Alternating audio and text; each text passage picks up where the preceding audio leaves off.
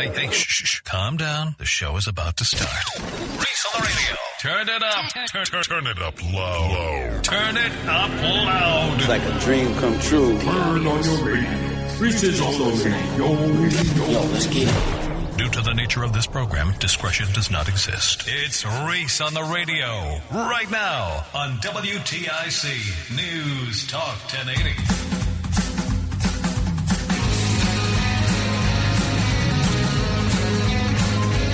As Roland likes to say, baby, it's hump day. I am fired up and ready to go. How about you? You know what time it is.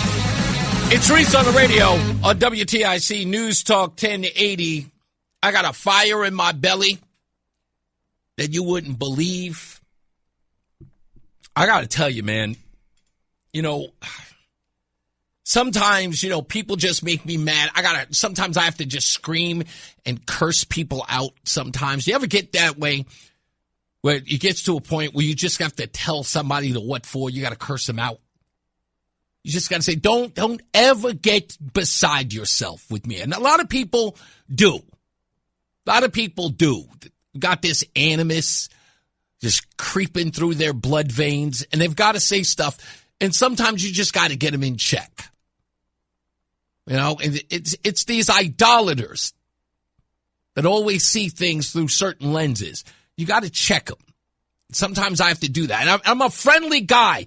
And that's sometimes, I got to tell you, folks, sometimes being a nice guy causes people to say the wrong things. They think they get a little comfortable. And they get a little, they do a little slippy stuff with the tongue. They start speaking wild, crazy. And sometimes you got to get them in check. It's like, my man, don't do that. Don't ever do that. I will hurt your feelings. So just got to be careful. And I could start wars. I could. I know how. I know how to start wars. But I'm not going to do that. I'm a good guy. I'm a good guy now. But I'm telling you, I like warring factions. I love it. I love it when guys are going after each other. Sometimes I don't want them to do the whole chit-chat thing. Stop talking. Swing. I need somebody to swing. One of you get into a fisticuffs right now. I want to see bloody noses, bloody lips. I want to see scrapping. Let's go. All that greasy talk is meaningless to me. I'm a guy's guy. And folks, as I'm telling you, it's the primitive nature in me. It's just primitive. I said the other day, Chris Murphy, I want to get under that man's skin. And the minute that he sees me, I don't want him shaking my hand. I don't want him coming and saying to me, hey, you the Reese guy. No, I want him swinging. That's the primitive nature of me. If I think of you as some sort of worm or piece of crap, I want to let you know that when you see me, there is no talking. That's the way I feel about you. And I don't have any reason to have any beef with this guy. I don't. But he's a worm.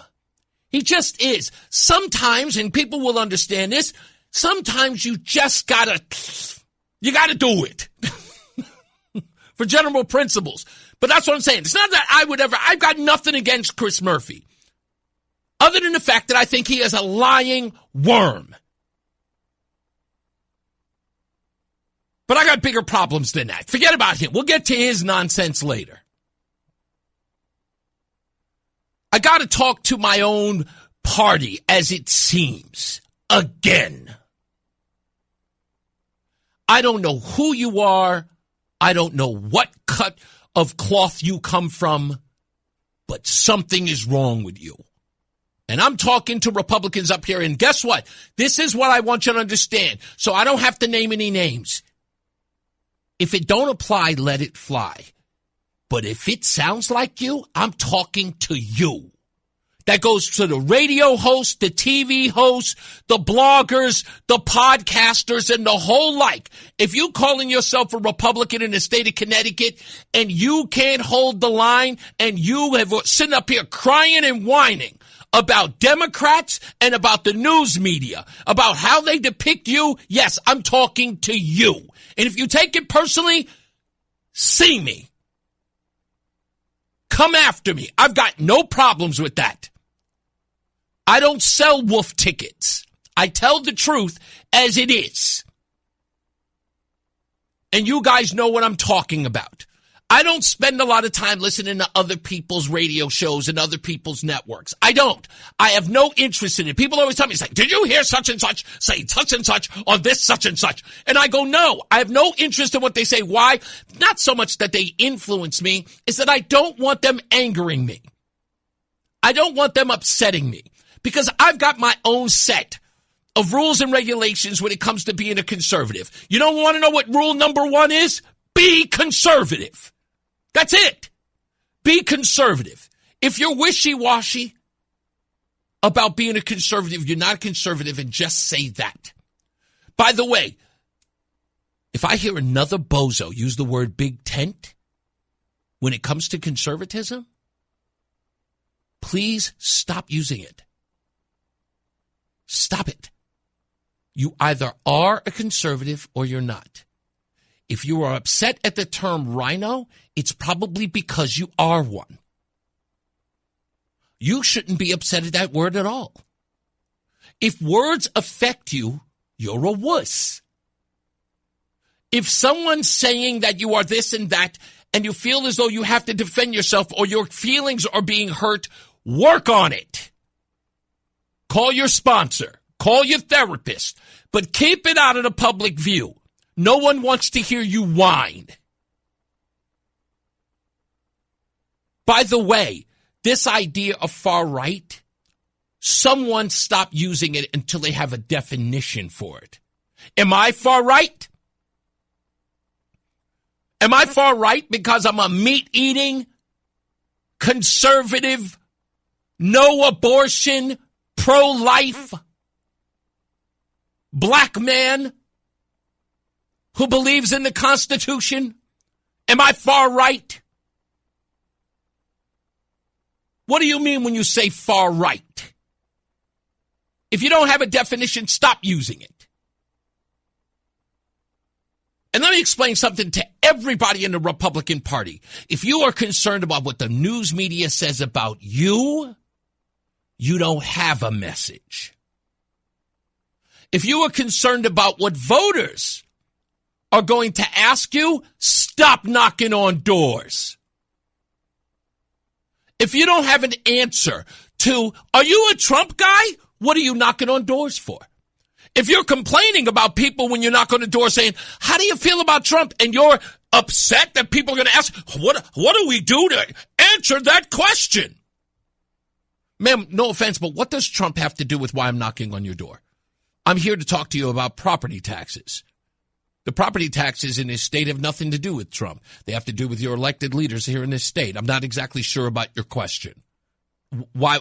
What's the Trump question about? I'd be happy to address it, but I'd like to understand how that's going to get your property taxes down. You don't know how to do that? Hi, I'm so-and-so. I'm running for such and such office. I'd like to talk to you about property taxes. I'd like to talk to you about sales taxes. I'd like to talk to you about taxes overall in the state.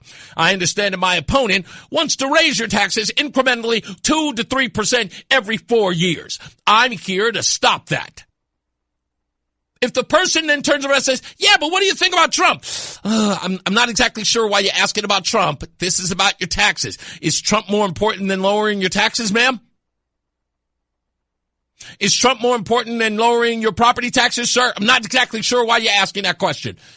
I'm here running for you as your rep so that I can fight against people taking money from your pocket to pay for things that you don't want. Still trying to understand the Trump thing. And by the way, if you're a Republican and you're complaining about Trump, that Trump is doing things that hurt your chances, let me work on this for a little bit for you. I'm going to help you with something. I'm going to tell you a little story. Really, really important story. There's a reason why people never ask me about Trump and always ask me about me. When people meet me, no one ever asks me about Trump. They ask me, how did you become a conservative? How did you get on radio?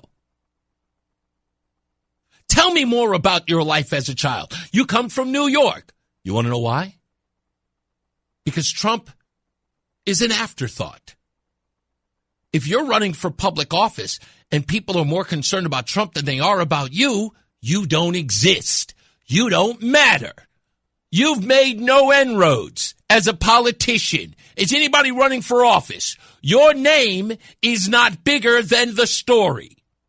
You need to become the story. Are you running for public office? If a Democrat is going door to door, knocking on people's front door, and the person comes in and says, "What do you think of Chuck Schumer?" Ma'am, I'm actually trying to save democracy here. I'm not exactly sure about what Chuck Schumer thinks about. I'm the candidate here, not Chuck Schumer. Chuck Schumer represents New York. I represent Bristol. And I'm hearing these excuses from these people. And I'm listening to them. I'm not going, are these people that dense? That this is what they're complaining about? That they really do believe that when people are knocking on the door to ask for their vote, that they're concerned about what's going on in Washington and Donald Trump, that their water bill, their electric bill, any bill for that matter. That the first thing that comes to their mind when you are talking to them about issues that matter to them, you telling me that the most important thing they're concerned about is Donald Trump and his tweet? I think you're fooling all of us. I think you're lazy. I think you're lazy, and I think you're inept.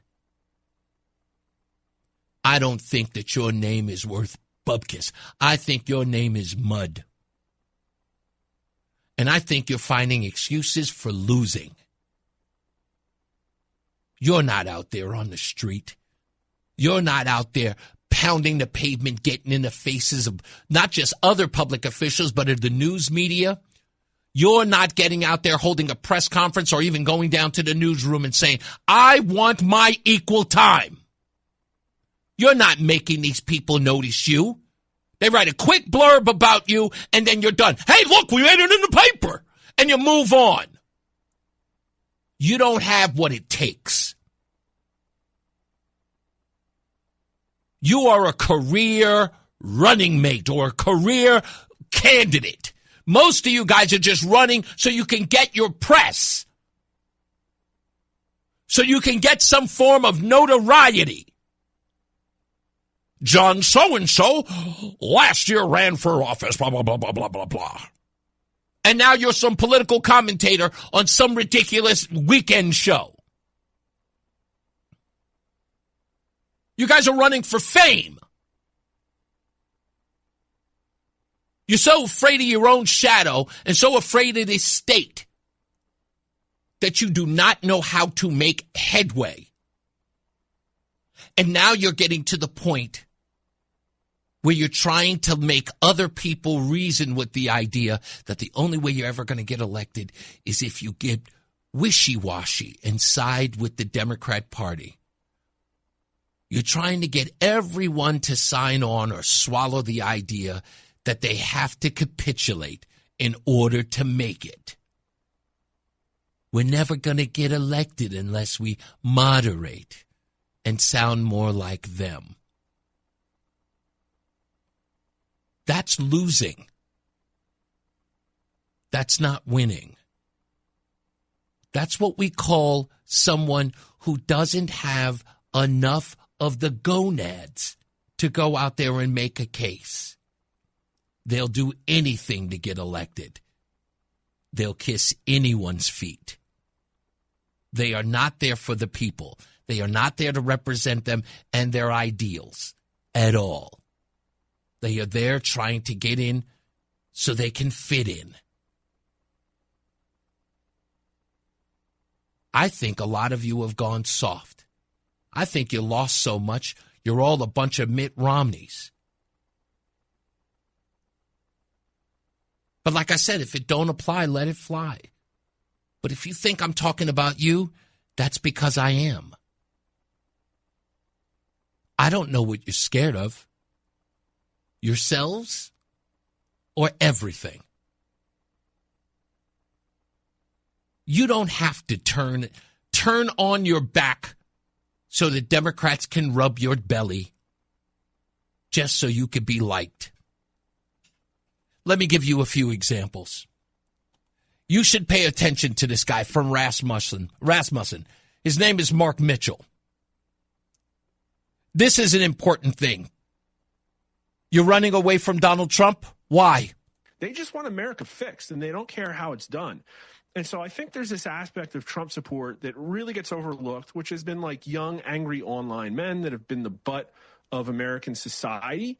And these people are not reading William F. Buckley. They want a strong man. They want things fixed. And unfortunately, they've been around for 10 years. They haven't really seen a lot of stuff get fixed. And now all of a sudden, it's like, well, Trump came in. He was wrecking the government. Everybody loved it. And then that stopped. And what happened? Well, probably the uniparty killed Doge. Donald Trump was getting a 60% approval rating of under 40 voters. That's just like insane. Did you know that? Did you know that? Do you want to know where the 60% of under 40 voters are now? Because you guys were running against Doge? Here's where they are now. Literally nutso. And now where is it? It's 35%. And who do those people like now? They like Mamdani. You're running your people into the arms of a communist because you keep battling Trump, who's doing all the legwork that you're afraid to do. Fan of WTIC? Then do us a favor. Download the free Odyssey app and favorite WTIC. I got to tell you, I think about this all the time, and I've learned this, and I may have to admit it, I may have learned this through sobriety. Aside from the saying, if nothing changes, nothing changes. You just got to ask yourself at what point is enough. It's not so much about hitting rock bottom. You've got to ask yourself in anything in life, when is enough enough? And some people, it ain't there yet. It's not enough yet. And they're okay. And I know what it's about because there's a lot of projection in this town, telling everyone what the other person's motives are. Never, ever divulging their own. Now, I know this because I've been in these places before. And I'm just as guilty of it. And I'm honest enough to admit it. That if there was something I could get out of it, I was there for it. How can I help this promote me? How can I get this to get my name out of it? The fame was just it was just one of those things. It was like, oh, they know my name. Oh, this is fantastic. And so obsessed with that, realizing I had no mission statement other than my own notoriety. But then when I realized that it isn't about me, never has been, never will be, other than this show. This is the only thing that is mine. And to be quite honest with you, that's barely mine. I mean, it's owned by WTIC. I get that. But what I do here, what comes out of my mouth is my own thoughts. No one's lining my pockets. And when I mean lining them, no one is giving me money for these ideas. I've said this before and I'll say it again. I'm a part of no club. I don't want to be pigeonholed or attached to or tethered to anybody. I've got a job to do. I'm a conservative. I want my ideas to spread across the fruited plain. I want a better life, not just for myself and my family, but for you too. And I believe that my ideas have weight and take up space. Why did I use that phrase? They matter. That's what I think of my views. They matter. They have weight and take up space. So as much as I may be riling people up or getting people upset, people might be getting in their feelings or feeling a little hurt or damaged or bruised by these facts. So what? You're in the world of public service. And if you are not serving your public, that's job one, you're not serving your public. If you're doing this for fame, notoriety, or for your next gig, then you're not doing job one. And I told you guys, again, this radio gig used to be that thing where I was coming in for the notoriety. But you know what? I started looking at it differently. When you got people talking, you got people doing things, you have people moving and shaking based upon the things, you realize you are a public servant. I am. Thank God I get paid for it, just like every other public servant in politics does. But what I'm doing here in talk radio is a public service. Is to hash out those ideas, find rational solutions to them, talk with you, and see how we can come to solutions. I've been trying to do that since I got here. That has been my mission statement. Not about me, about you. About the state of Connecticut. I'm the biggest cheerleader for this state, with the exception of a few out there. I ain't even from here. And I talk about this state like it's my second home. I fight for it like it's my home. Because it matters to me. I told you before, I grew up envying this place because I couldn't get here. I look at all the wealthy people with all the nice cars. Going to my home in Connecticut. Wow, what's up there? Oh, we stay in Greenwich. We're over by the water. I didn't see those people as pompous. I saw those people as people I wanted to be like. Then I got to see it firsthand, and I went, God, I really do love this. I'm a fan of this place. And other people are here to complain. I'm not. Not that I mind that they do. But I listen to people. And again, like I said, I listened to other radio stations today. Again, something I rarely do. And I spent more time listening to the audience than I did the host of those shows. And you know what the audience was saying? They were saying the same thing that I'm saying. I'm sick and tired of you people capitulating. I'm sick and tired of people, you lying down with them and then calling it, compromising. They're sick and tired of hearing the compromise only going one way. Never once is there a Republican victory where the Democrats have been made to say, well, the Republicans had us over a barrel on this one. We had to cede some ground. They made some very, very good points, and it was fiscally responsible. No, it's always, well, if you're going to get anything done, you got to give a little and get a little. Why is the split always 90-10, 80-20, 70-30 in their favor?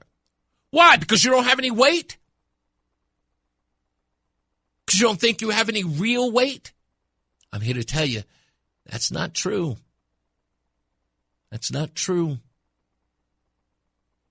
You're fighting in the wrong backyard. You're fighting in your own. Now you need to fight in theirs. Everything can be changed, but you have to be willing to change it. Willing to change it. You can't make these excuses about what the media is going to say or what other people are going to say. If they control the message, you have none. Do you understand that? Let me give you a little bit of Press 101. If you're dealing with a reporter who sounds like a Democrat, stop the interview and ask him, I'm sorry, are you here to represent the Democrats during this interview, or are you interviewing me? Because if you'd like, I'd rather you just bring a Democrat into this interview and he and I or she and I can hash this out. I don't want to debate a Democrat in this interview. I want to be interviewed in an unbiased way, objective journalism. But if you're here to make talking points for Democrats, this isn't an interview. And stop the interview. Don't beg for their ink. As soon as you hear them talk, well, some Democrats would say, I don't give a damn what some Democrats would say. Are you here to represent the Democrats? I didn't know I was here to be in a debate. You want to talk to me about what my plans are? Or do you want to have a debate with me? Because let me know. What district are you representing there, journalists? Maybe we should get a moderator here and put them on their toes. It's one thing to accept the fact that the news media is leftist. It's another to accept them to throw at you the opposition's talking points during an interview where you're trying to get your message out. And then the entire article comes out and it's about dismissing your talking points. Is that an interview? No. And why are you allowing it? Why? Because you have to? No, you don't. Who told you that? What rule book was that in? What rule book said that if the leftist journalist wants to completely dominate your message, you let him just so you can get the ink? Where afterwards you show it around to your friends and go, well, yeah, I think it was a pretty fair interview. It seemed, there was some other parts of it. If you're not controlling the message, you have none. It's that simple. You have got to become more unorthodox. Because to be honest with you, there is an orthodoxy here. There is a way of doing business that has been the same. What have the results been? Loss after loss after loss. And everybody's sitting around going, what do we do? What do we do? What do we do? How about not the same?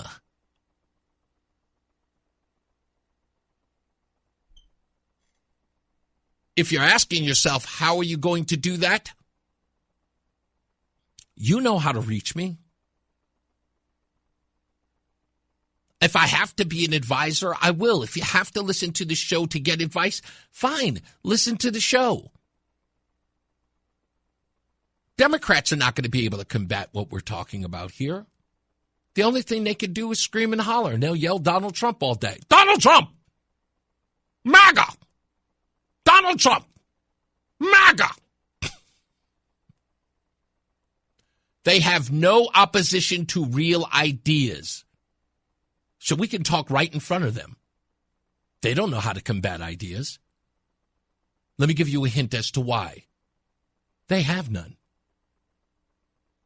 They cannot win in the debate of ideas. It's that simple. We'll be back. Reese on the radio. It's Reese on the radio on NewsTalk 1080 WTIC. All right, coming up in the next hour, we got plenty of news and plenty of views. We got headlines.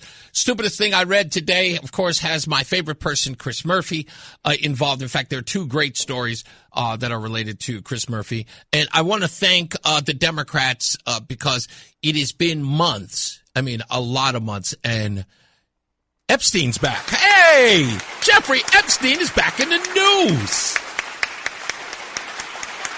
Epstein's back, and it's better than ever. Christmas this year. Epstein's back. Can't wait to talk about that.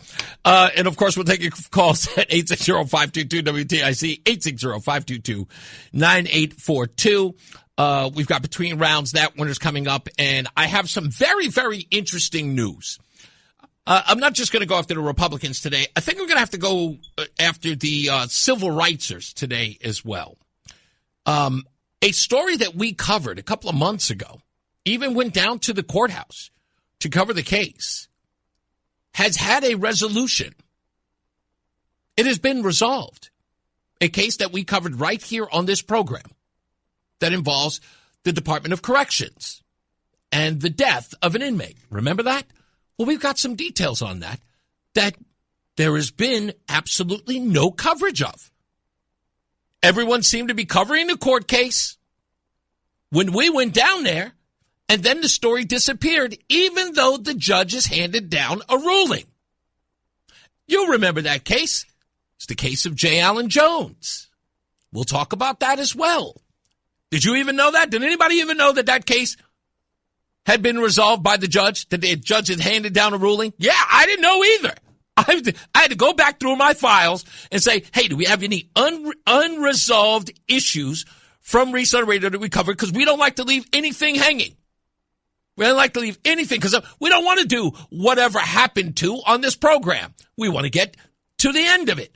And it turns out there's an end to this story. And it is quite baffling.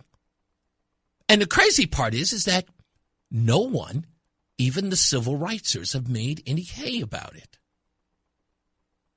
You will not believe what I learned today from one of my sources on the video. So stick around for that. That one's going to be mind-numbing. I mean, I couldn't stop thinking about it today. Mind-numbing as well. Also, what we're working on, if not this week, I'm going to try for Friday. So you guys have to be here for that. I am trying to get the podcaster on this program. Who's the podcaster, you say?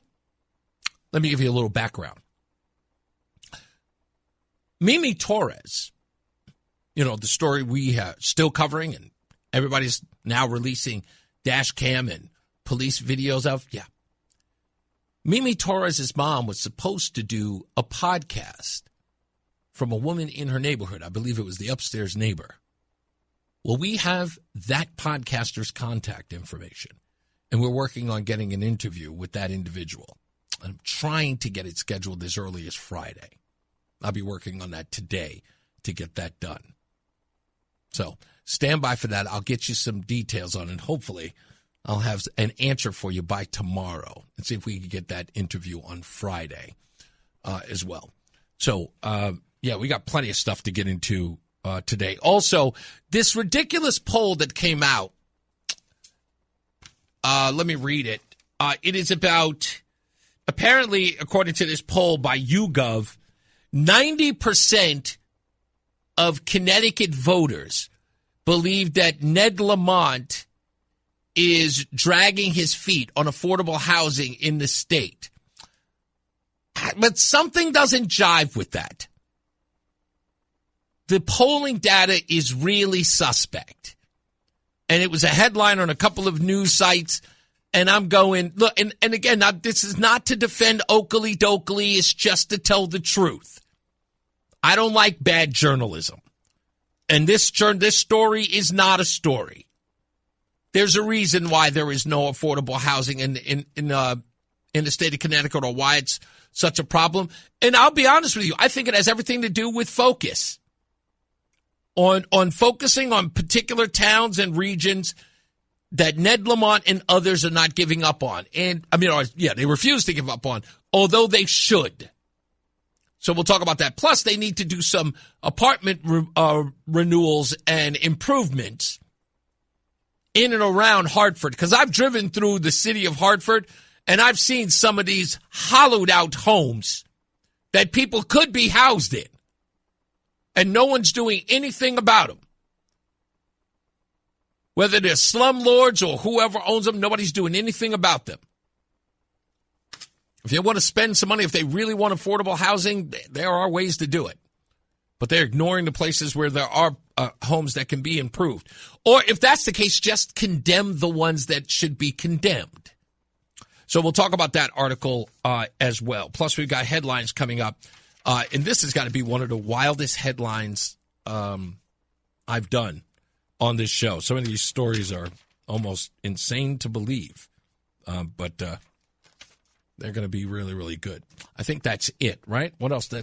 That's all we got set up for the whole show? Oh, and of course, your phone calls at 860-522-WTIC. That's 860-522-9842. And, Clintons. How did I forget them? I got Clinton news because I mentioned that yesterday. Yeah, we got some Clinton news. as well, the Clinton Foundation. Darn it, how did I forget that? Anyway, it happens. John Silver has got your news. He's in the WTIC newsroom. We'll be back. Go nowhere. Make sure you give us a call at 860-522-WTIC. I'm Reese on the radio. This is News Talk 1080 WTIC. Reese on the radio, making sense of the news. Yeah, even when it makes no sense at all. Now on WTIC, News Talk 1080. Yeah, let's get to it. Headlines. The Department of Homeland Security announced that on November 4th in Los Angeles, California, ICE officers arrested Victoria Sorensen, an illegal alien from Moldova, wanted in her home country for murder committed with premeditation and exceptional cruelty. In September of 2013, Sorensen and an accomplice were convicted of intentional murder, and she was sentenced to 17 years in prison. Sorensen and her accomplice tortured their victim in an apartment in Moldova. They beat the victim with a stick, an electrical cable, just say an electric cord, an electrical cable, before throwing the victim out of a 9th floor window. Representative John Larson could not be reached for comment. Sorry.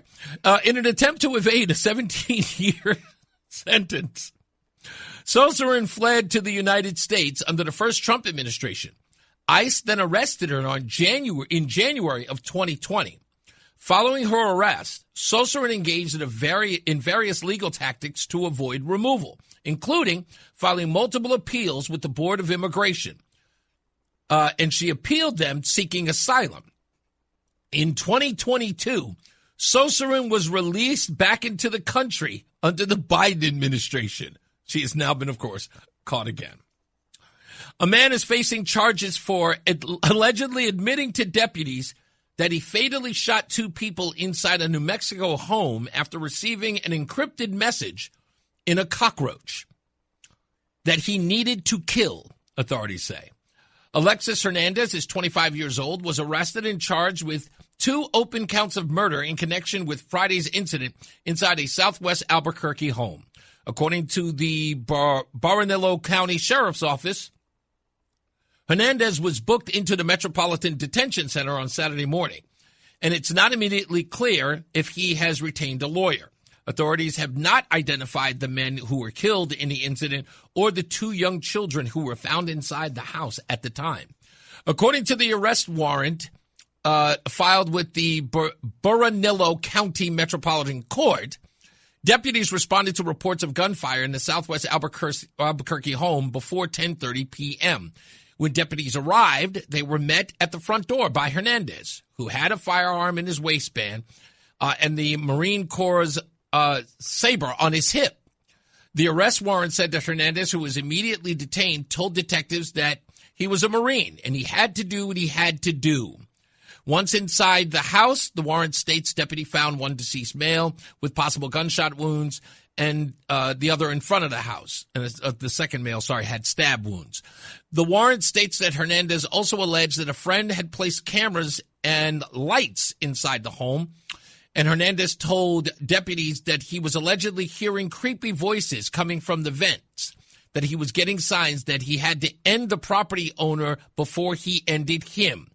Hernandez later alleged that he told deputies he had also been receiving encrypted messages in a cockroach that he needed to kill.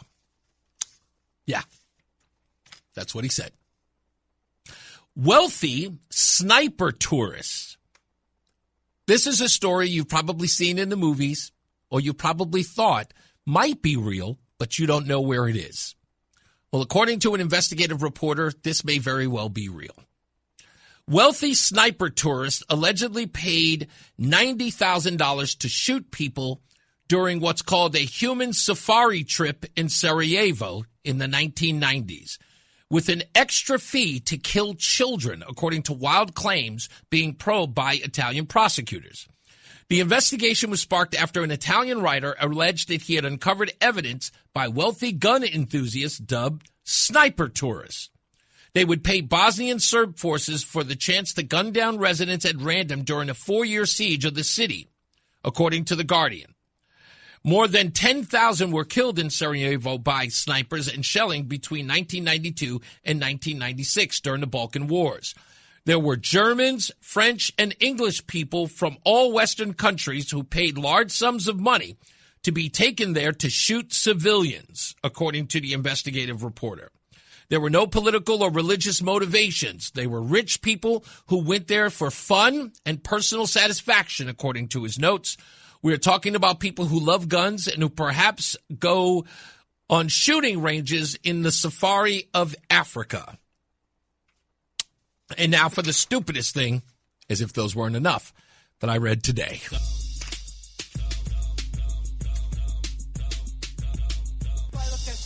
Yes, you do. Stupid as can be. This could very well be the stupidest person on the face of the earth. Now, you may know that the government shutdown is in the midst of wrapping up. Well, of course, only if Democrats decide that they want to sign on after the bill is sent from the Senate and goes down to Congress. That may very well happen. Who knows? We're still waiting to see what takes place. But Democrats have gotten so desperate that they've decided they want to oust Chuck Schumer. And oust Chuck Schumer they may well do. It may not happen until 2027, but it looks quite likely that the old guard is out. Nancy Pelosi has already called it quits. Chuck Schumer may be following suit. But what Ro Khanna and other Democrats are suggesting could be far worse for Democrats.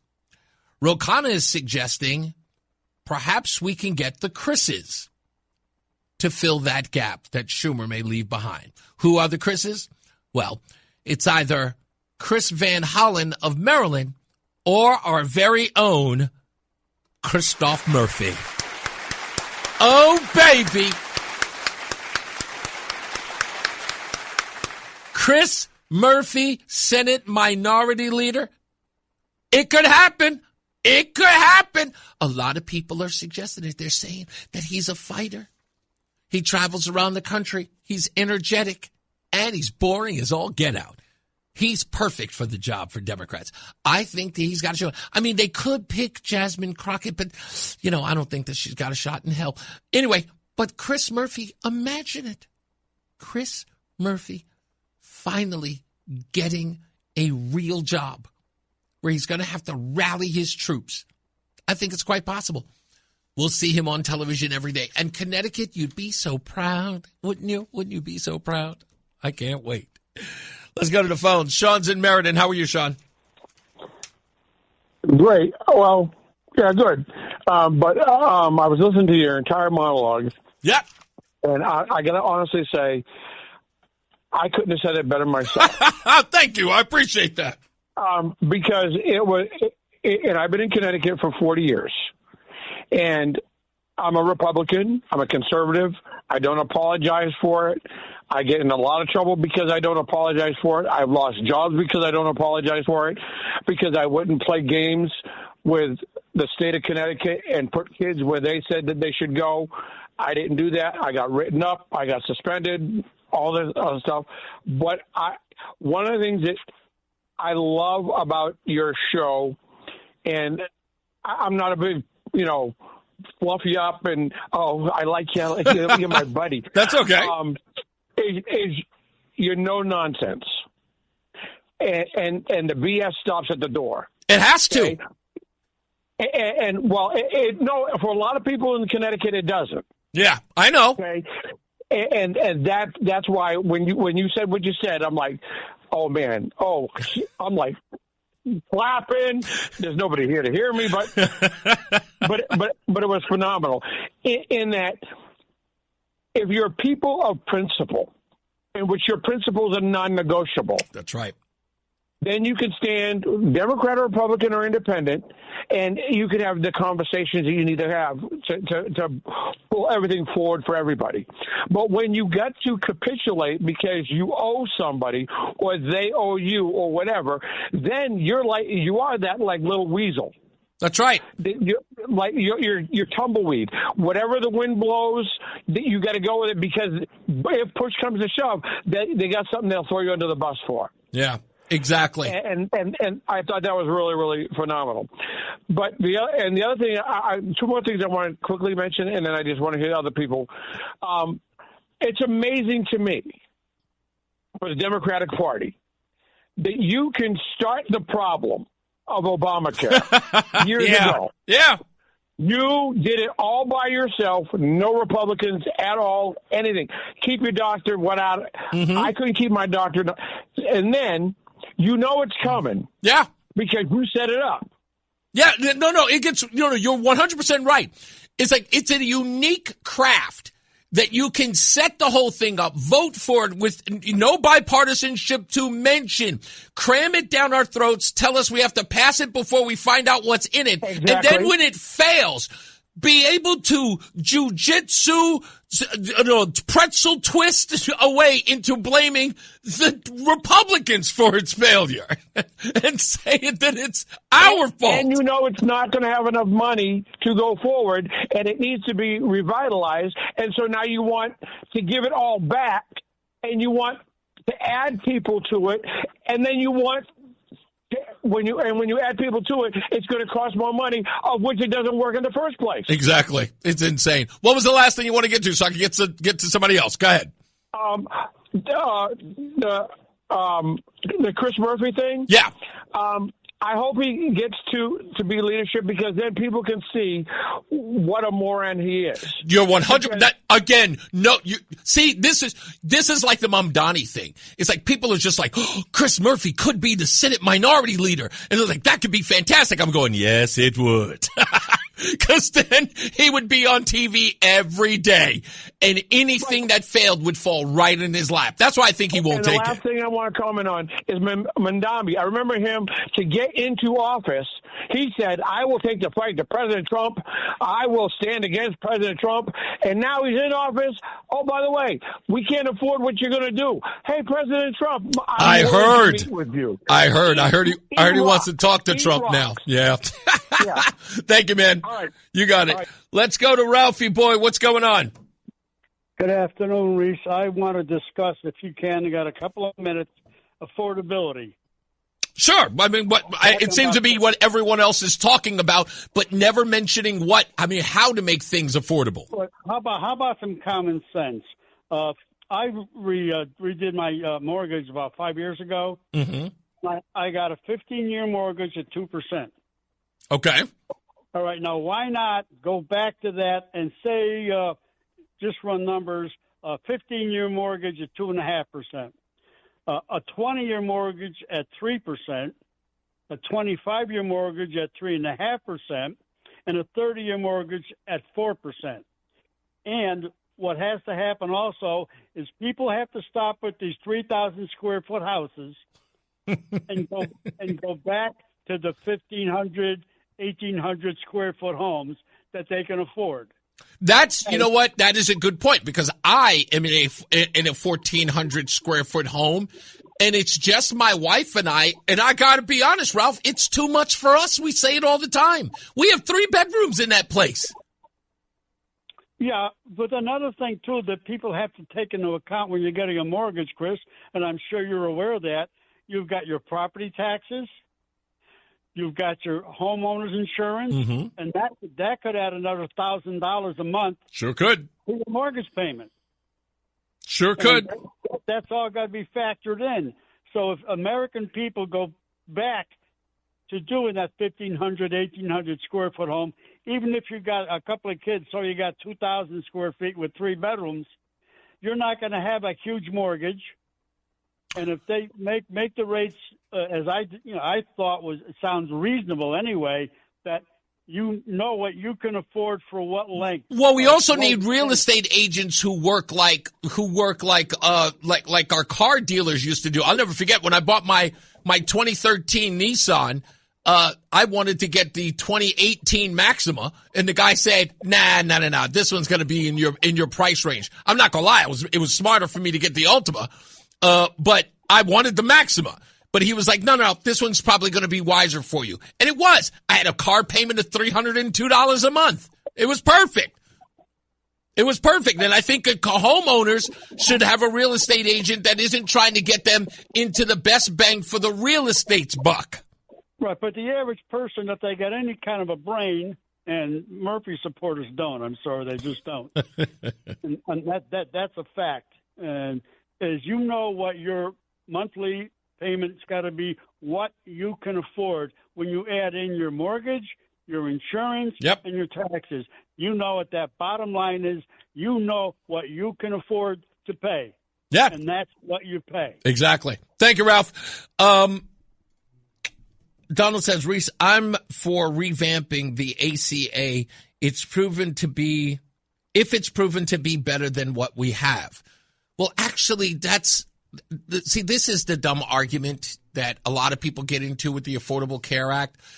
And it's funny that America always seems to be identified after the government program, right? We always look at the world like, it's like, we can't get rid of Social Security. It wasn't always here. We can't get rid of unemployment. It wasn't always here. People get so comfortable with it, they treat it like it's always been a part of the fabric of who we are. Social programs were not the fabric of who we are.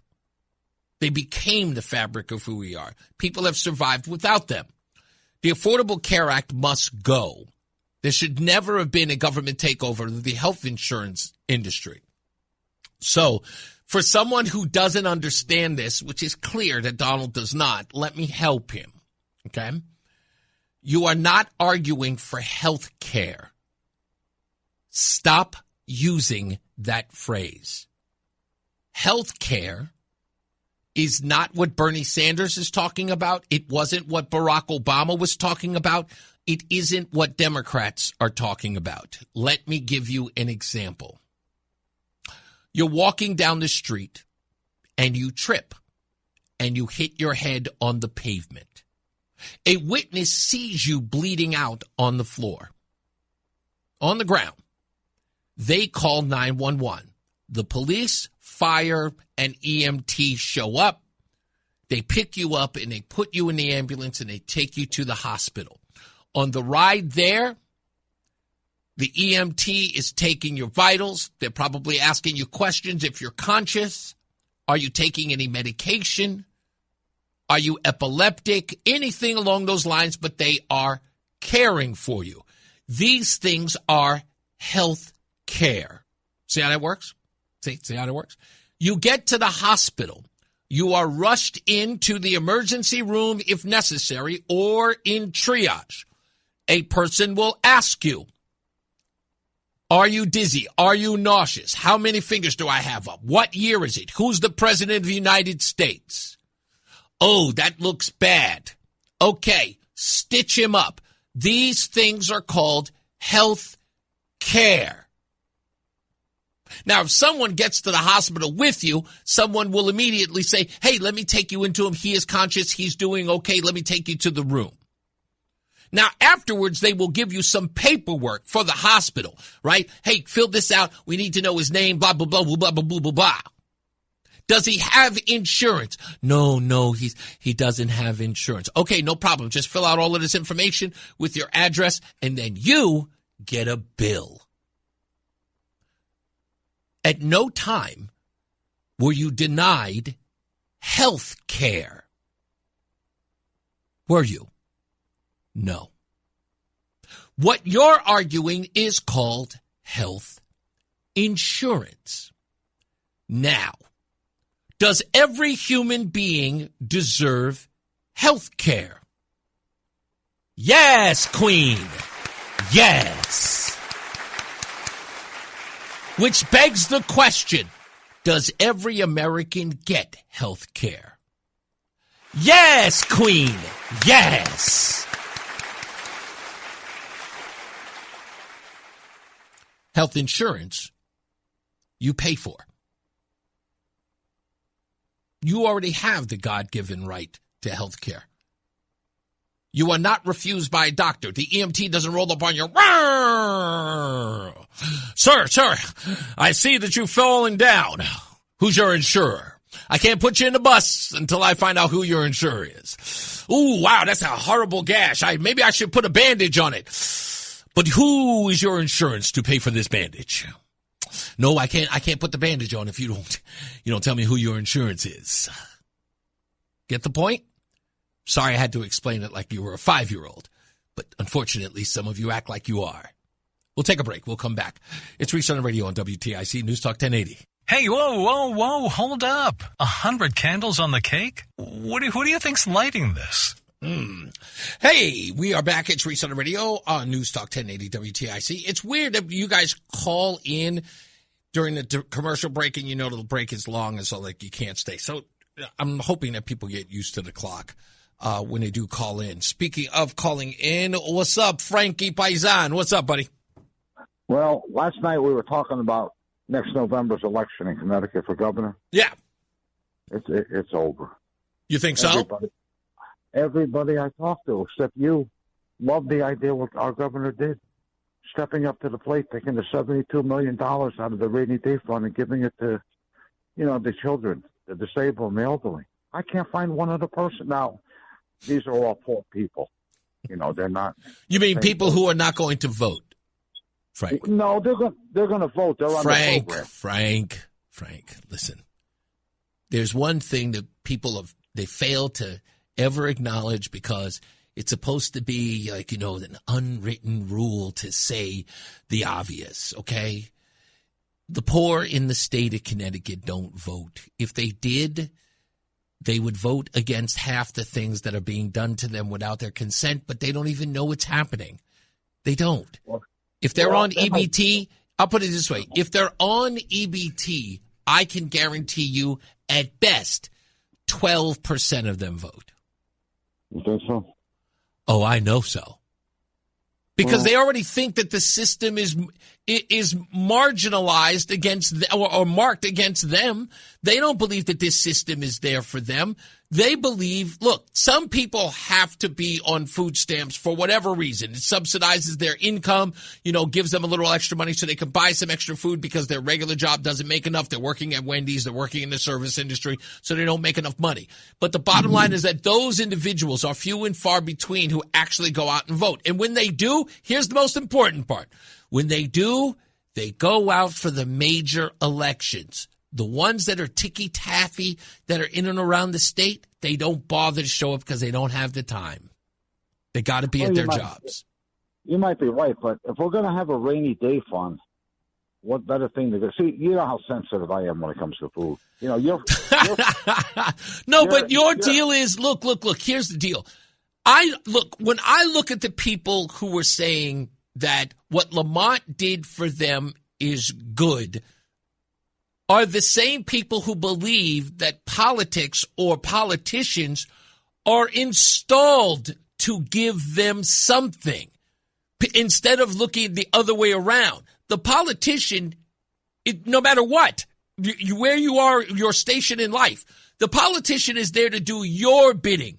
But if you are poor in this country, and the hell if you are poor in this state, you believe that the government is supposed to do things for you, provide for you. Ask any one of those people. You want to try an experiment? Try this on for size. Ask them this, Frank. Do you believe that Governor Lamont is supposed to take care of you or do your bidding? And see what the answer is. I put him any amount of money, 8 out of 10. Hell, I'll go 9 out of 10. We'll tell you he's supposed to do for me. In other words, give or provide for me. I put him on the money, they'll do it for any politician. I was surprised he did it, though, because a lot of governors did not. Still, there are people right now. He needed it for political reasons, without a doubt. And Lamont, look, a lot of people have been poo-pooing the idea that Lamont's got a 58 or a 55% approval rating. Now, for a governor of a blue state, that's not far-fetched. That's an easy get. I mean, that's, throwing rocks in a bucket. But he's concerned that there are some people who are going to primary him, which is why he took this new position on the affordable housing thing, the one he vetoed. The reason why he immediately jumped on board. Here's a guy who was just complaining a couple of months ago that he's not he's not liberal enough, and that he is considered, conservative light. So he is trying to, in a reasonable way, to capitulate to his far left, adversaries. That is his biggest problem, though, the primary. But if he gets the nomination, he's not going to lose to Republican. Let's put it that way. I don't see that happen. That's his biggest problem, the primary. But if he wins the primary, he's going to 174,000 votes separated him and Stefanowski last time. You think that's insurmountable? I don't know, Reese. Everybody I talk to in this state is a Democrat. I don't think that's insurmountable. And like I said, if anybody's going to run, look, nothing against Erin Stewart. She's going to have to convince me otherwise. I don't think she's the person. Fazio might be. He might be. But he's going to have to try some other tactics. Stop waiting. Don't forget about social media in Connecticut. That's not working. He has got to make a bombastic campaign and make sure that everybody in this news media is covering him every day and covering him in a meaningful way. He's got to be out there campaigning every day. When they vote today, that the government's going to go open, and then on January 30th, if they don't come up with agreement, the ACA they're going to shut it down again. Nah. Trust me, it's getting past. Mike Johnson's already said he's got no concern. I'm talking about today, but then January 30th, they have the January 30th, they can shut it down again. They could, but no, it doesn't matter because the bill that they're signing today or the bill that they're going to sign, it funds all of those things until next year. All right. So it's it's not going to affect anything. So even if January comes around, it'll be a meaningless fight. Yeah, I just don't like the idea. I remember the bad old days in Sicily. There wasn't a lot of food in the house as a kid, and I don't like that. If you could fund Social Security, then fund food stamps. That's all. It's only $9 billion a month. That's not a lot of money with a $7 trillion budget. This is why you got so much hate mail the last time you mentioned this. God bless you. Put the food on the table. Yeah, I hear you, buddy. You got it. Let's go to Teresa in Hartford. Hello, Teresa.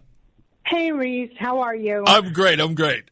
I'm sorry about the phone. Stop apologizing. It happens. It's no big deal. What do you got? Listen, I actually have something that I want to say, and I wanted to say to you was for a long time, I grew up in a Republican household, my dad. Okay. And he never talked politics. I'd say, Dad, who you voting for? None of your business.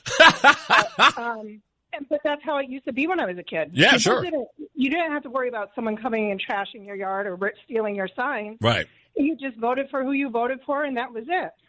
And anyway, all that to say, then I got older, and my dad was a big Rush Limbaugh person. Okay. And I never listened to him. And my dad used to say to me when Obama was running for office, and I have to say my old pastor said, when I said to her, "Are you excited?" Because my old pastor was black and she was a woman, and I said, "Are you so excited? Like, I feel like there's going to be a change." And she looked at me and said, "Oh yeah, there's going to be a change, all right." And it wasn't a positive way she was saying it, and I didn't understand it. I was like in my early 30s, still didn't really, think too much about politics. Right. But then when things did start to change, my dad was complaining about Obama, and I used to say, "Dad, you got to be careful. Like, people can hear you." Like, I'm sorry. I'm only laughing is because I totally understand where you're coming from. In 2008, when I was talking about Obama in certain places, I would get people who would be like, "Shh, don't say that. You can't say that out loud." Yeah. Yes. So fast forward to now, my dad has passed away. And I,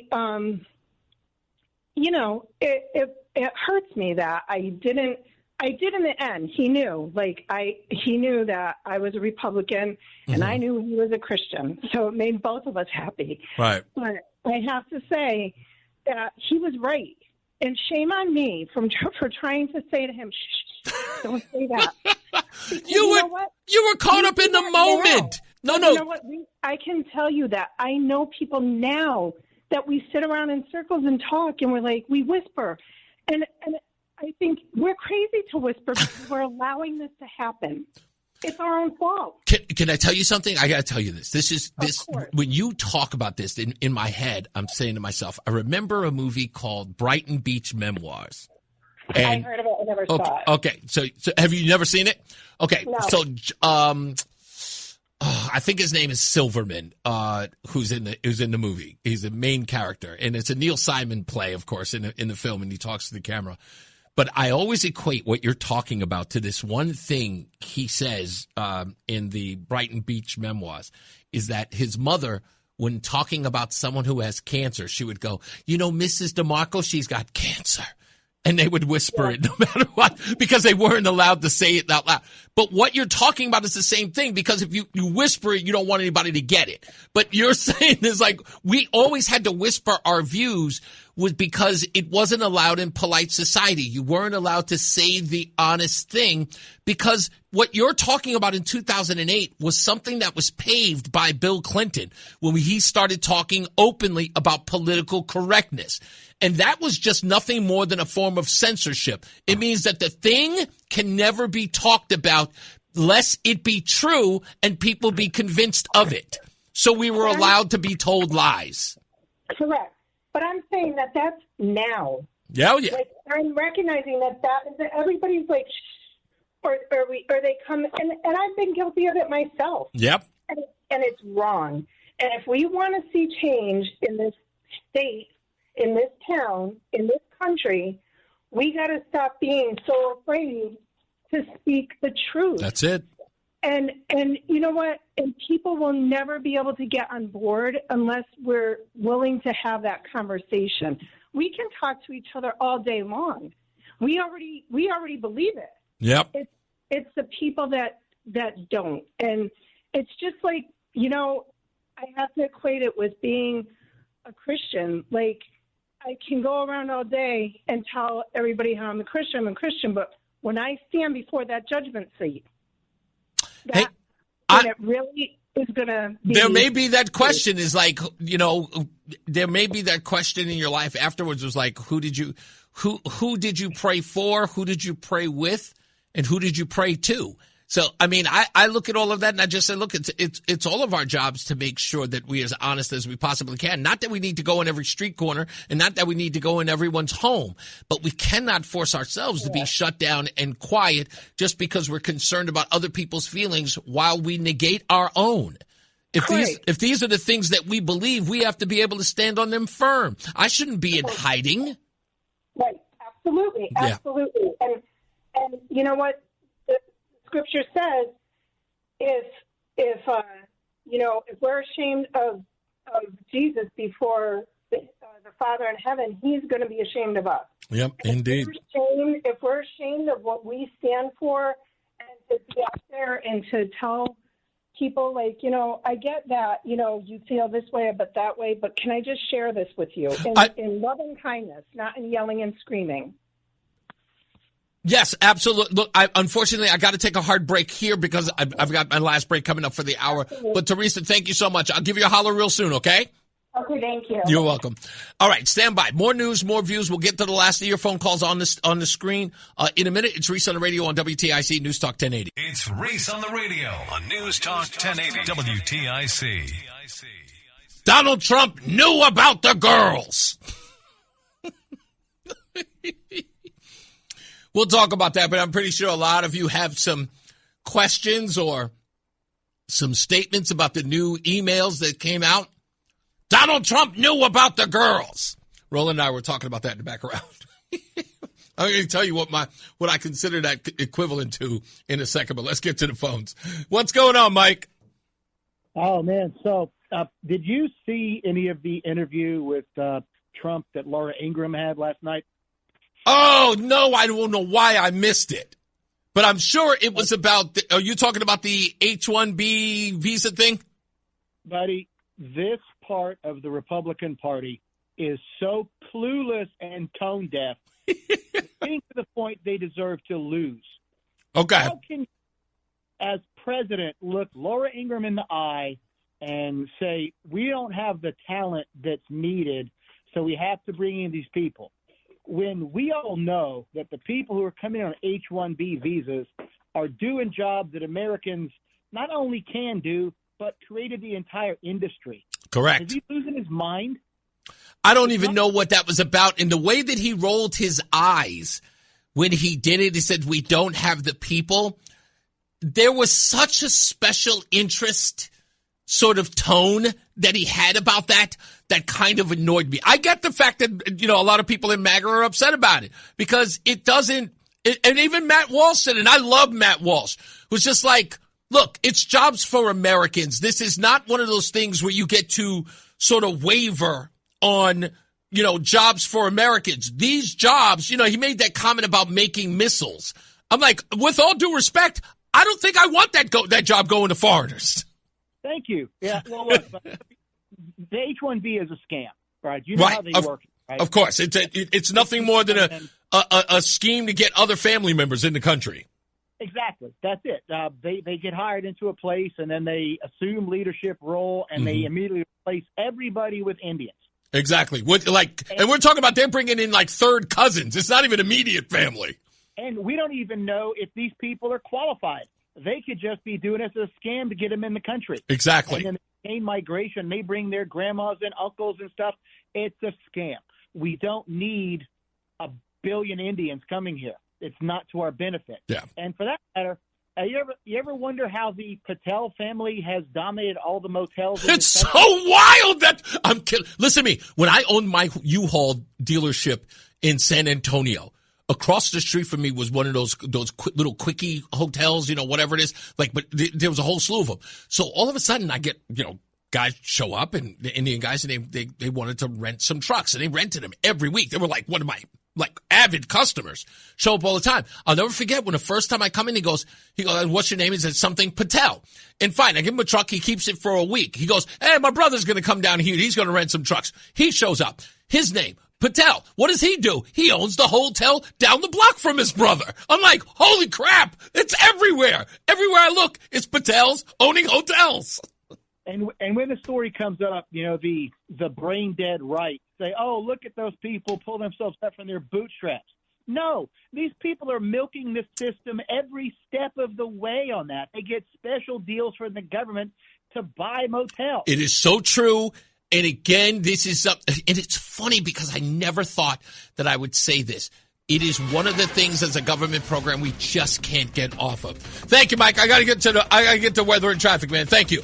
Let's get to Mark Christopher. I know he's there now. He's in the BPS Traffic Center. How are we doing, sir?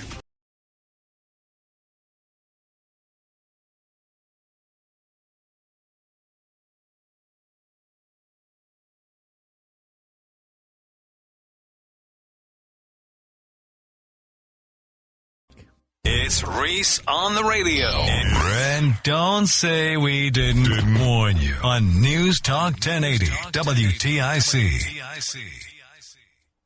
Hey, now we're back, and let's do the thing.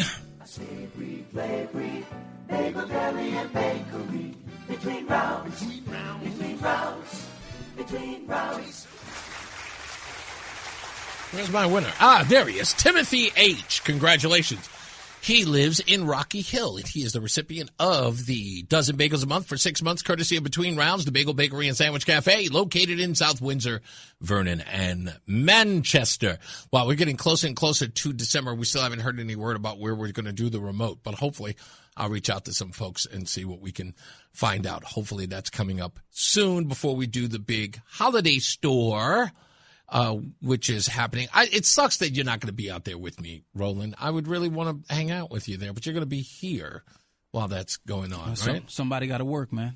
What is that supposed to mean? I'll be working. I'll be there somebody working. Somebody got to work, man. Oh, somebody asked for work. Okay, well, I guess I'm doing nothing.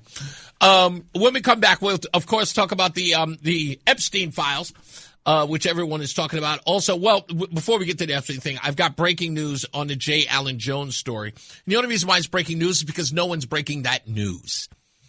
And it is wild that no one is. And it involves a death that took place at a correctional facility. And there was a court case to have the video released. And we have some news about that. And, of course, one of the sources on this story just filled me in earlier today about what is on that video, how long it is, and what some of the details are. So I'll share that with you now. And I've been trying to get in touch with Mr. Betts of the Hartford NAACP, who was at the courthouse with me. And he keeps telling me, I'm going to call you back, man. I'm going to call you back. He hasn't called me back yet. So I'm about to send him a text during a break and say perhaps he should be listening. And maybe he should get on the phone and have a conversation with me. Because he didn't seem to be aware about the details of this case that I have. Okay? And that's weird. But we'll get to the bottom of that. All right, so stand by. More news and more views. Breaking all the news right here on Reese on the Radio. All right, let's get another check of weather and traffic. He is in the studio getting it done. He's back. It was weird, Mark Christopher, in the BPS Traffic Center having you on the phone. What was that like? I know you've done it before. Yeah. It sucks, right? Yeah, Comcast had an issue out in Farmington, so our connection was not happening yesterday. Do you know what it was called? What they called something? Was it an upgrade or something? Yes. Yeah. The upgrade that would. So if there's no service, apparently it's an upgrade. That's exactly. I don't know. Language is so key in this exactly. thing. It's Reese on the Radio on News Talk 1080 WTIC. Sorry about that. Okay, we've got that, and you guys might remember this story because it was brought to my attention, and we had on Devon Ward, and we went down to the courthouse to go find out the details of it. For those of you who do not remember, let me refresh your memory. And this is the case of J. Allen Jones, who was at the Garner Correctional Institute and died in 2018. And the details of his death remained murky. Many people couldn't seem to figure out what happened, who was responsible, if there would be any accountability. What we did know at the time was that the coroner said that it was homicide, was how J. Allen died. Yet no one was charged with murder. People just went on with their lives. And the family got no closure. But one of the most important things that they needed was a video of the events that led to J. Allen's death. The Department of Corrections refused. And William Tong played a huge role in keeping that video from ever seeing the light of day. So they had a hearing with Superior Court Judge Claudia Baio. And I only pronounced that way because I'm assuming it's pronounced like Scott Baio. It looks like the same thing.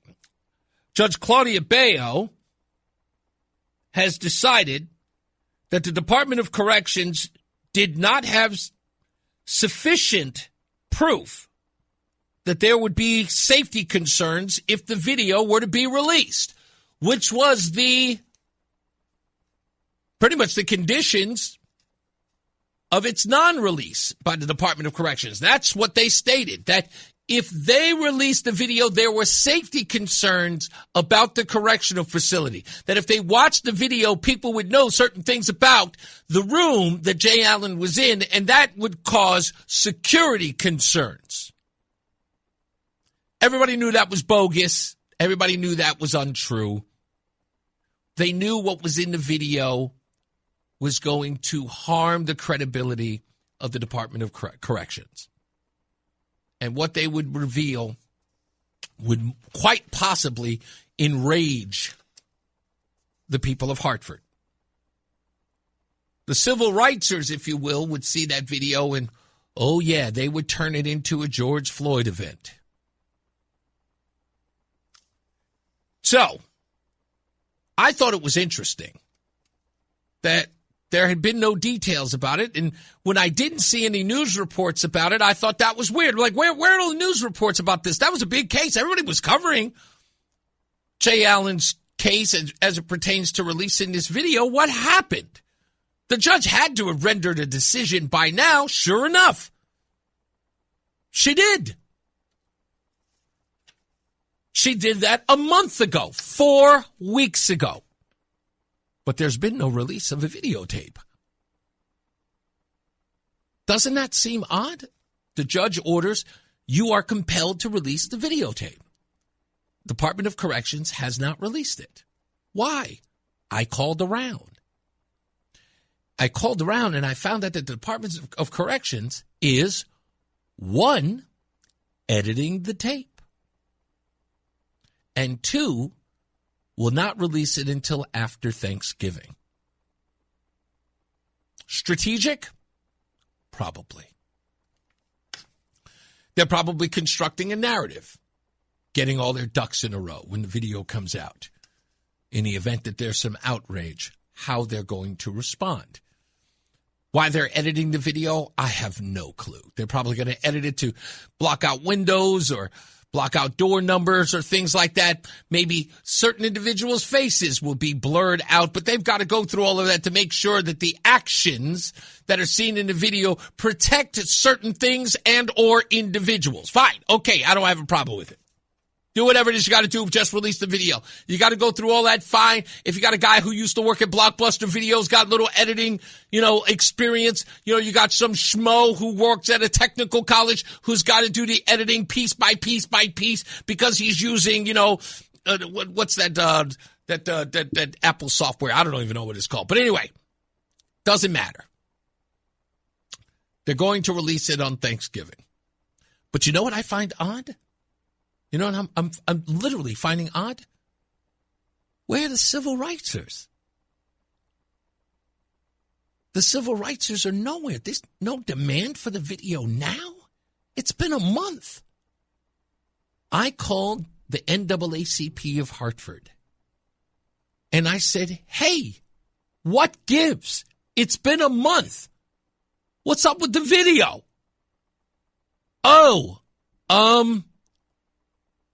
What video? Jay Allen Jones. You were at the courthouse. Yeah. Yo, let me get back to you. My phone hasn't rung. I've heard nothing. What happened? Black Lives Matter 860. You've been quiet. You haven't even been in the news for a while. And we all know you guys love the cameras. Nothing? No press releases?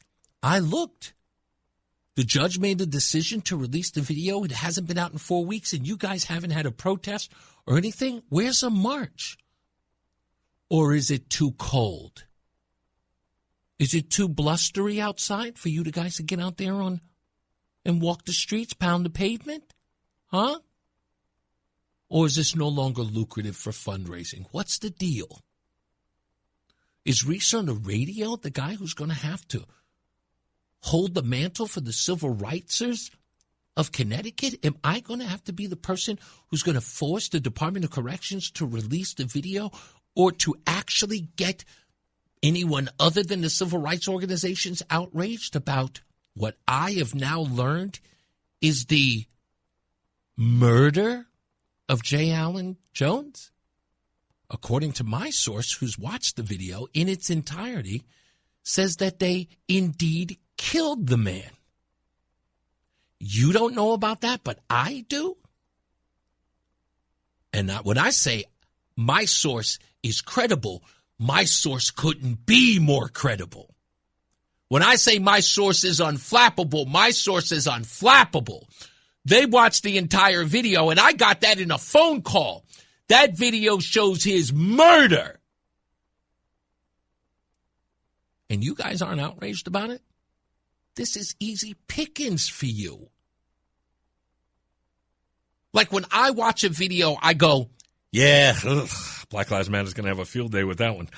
I don't know how the cop's going to get away with that one. This one's a slam dunk.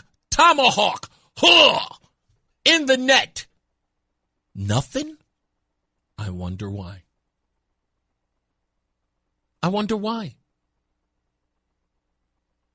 You were all there. I was there. We saw you. You were in the news. Here's a picture of it right here.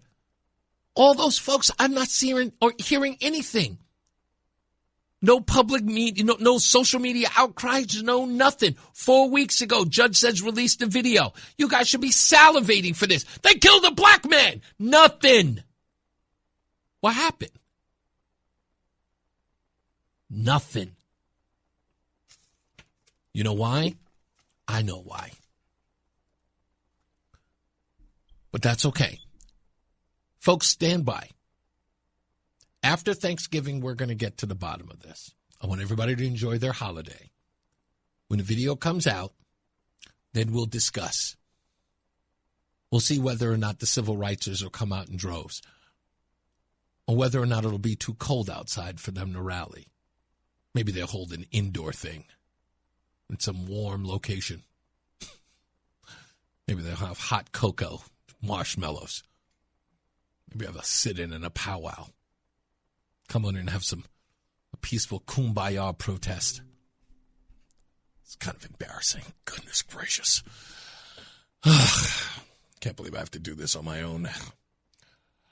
What's up, Rudy? How are you doing today, sir? All right. I called in for another reason, but let me fire off 4 rounds to dispute some statements that were said. Mike, great call. Trump looked like a fool because Microsoft laid off 2,000 American engineers. I do remember that. 6,000 visas. End of point. It's non-disputable. Second, we know that Trump knew about Epstein because he kicked him out of Mar-a-Lago for sexually harassing a 16-year-old employee. That's a lie. Frank, we fund Social Security through payroll taxes, not the government. They need to pay us back the money they stole. Got that right. Reese, there is no 860 BLM. They're not an organized legal entity in the Secretary of State, Connecticut. They are. That never stopped them. Wait a minute. That never stopped them from rallying before. No, it's grifters living off the national brand. But here's the reason why I called. Yeah. And I hate 90% of, well, you know that America, like 60% of the country is illiterate. They read at the 6th grade reading level. Agreed. Yeah. I hate people saying I'm religious, which I am. I'm not. I'm a biblical Christian. Okay. Religious means that you belong to a religion, okay, which has doctrines and rituals. Sure. You know, Catholics, Lutherans, Presbyterians, whatever. I read the Bible. Bible to me is basic instructions before leaving Earth. I'm sure you've heard that. Yeah, of course. You know, I pick on red stock, reap stock, whatever, because you know it says in Genesis that God created us in a version of Him and man and woman, and we're not supposed to change that. Correct. Because we're His vision, and that's one of the reasons I pick on him. It's not my job to judge him. He will go before God. Hopefully, he will see the light and go before God as what he was intended to be. Right. You're a nice guy. I hate to do this because you're such a nice guy. You said the other day you go home and it's like a lightning rod hit you, whatever I call. But I got so irked. Linda made a good call. And I really wish that people would live more by what's in the Bible. You mean Teresa? No, Linda. I think it was Linda who was talking about her father was a conservative Teresa. Republican. That was Teresa. Teresa. So, I mean, you're a nice guy. I don't mean to do this. It's probably going to backfire with callers, but it's clear in 1 Timothy chapter 2, I think it's verse 11 or 12, women are not supposed to be teaching men on God. It's clear in the Bible. Did you get the impression she was teaching me about the Bible? No. Oh, okay. Women shouldn't be pastors, and she went to a church that had a woman. Oh, what was that got to do with me? That has nothing to do with you. Oh. But my fear is the rebuttal you're going to take. No, don't get me wrong. Listen, if you got the impression before, Rudy, that like when you come in and you spark something about the tattoos or whatever the case is. No. I never, I always say when I go home. Quote unquote, you went home and. Yes, no, because. What's your wife's name? Roseanne. No, I went home and Roseanne, I hate Rudy, but at the same time. No, in my head, I was saying to myself, it was like, Rudy, when I said I hate you, I mean that tongue in cheek. It was like you and Mike does it too. You and White Mike have this ability to come in and light that sort of, throw that lightning rod into the mix. Don't get me wrong. I love it. Are you kidding me? This is the kind of radio I started with. Don't get me wrong. I've been taught a lot of things by women, and some of them I can't say over the radio, but I mean, I've had more female bosses. No, I've had more female bosses than not. And when I was in healthcare, I learned a lot from, to this day, I'm fighting with the Veterans Administration to switch my doctor to a female nurse practitioner because they're better care providers and they have more knowledge. A lot of people say that. They usually were floor nurses for 20 years in specialties, and they're not writing you prescriptions. So I'm not saying women can't teach men anything, but if you're Christian and you believe in the Bible, there should not be. You're saying that they should not be women of the cloth. Women that are running these churches. You got a bishop of the Lutheran Church in New York City, who's announced lesbian with a butch haircut out there, and that goes against everything you read in the Bible. So if you live by the Bible, believe in the Bible, believe in God, you can't accept that. So even in Connecticut. You got those LGBT. I know. By the way, don't to me. We can't talk about that because that's a secret undercover investigation. I told you. Hey, the last thing though. Yeah, real quick. The last thing. The NCCPA won't take a call from you. Do you know why? Why? You married a white woman. My wife is Mexican. Like a white man. Mexican. Go to hell. You don't represent the poor black. Indigent. It looks like I have to represent them now because J. Allen Jones has got apparently no representation from them. BLM 860 isn't purely black. She's like Hispanic. I know. She is Hispanic. I know. We can't even get black folks to run the Black Lives Matter organization. White Lives Matter 860. Where's that? Mark Ross? Come on, Joe from Sidzer. Thank you, boss. We got BPS, the BPS Traffic Center with Mark Christopher. Hey, Mark. The NAACP calls him, whoa, I don't think I'm allowed to read this. It's Reese on the radio. Let's just say some people are not fans. On News Talk 1080. WTIC. Imagine Roland was found that he was sending emails to Janine. And the emails read,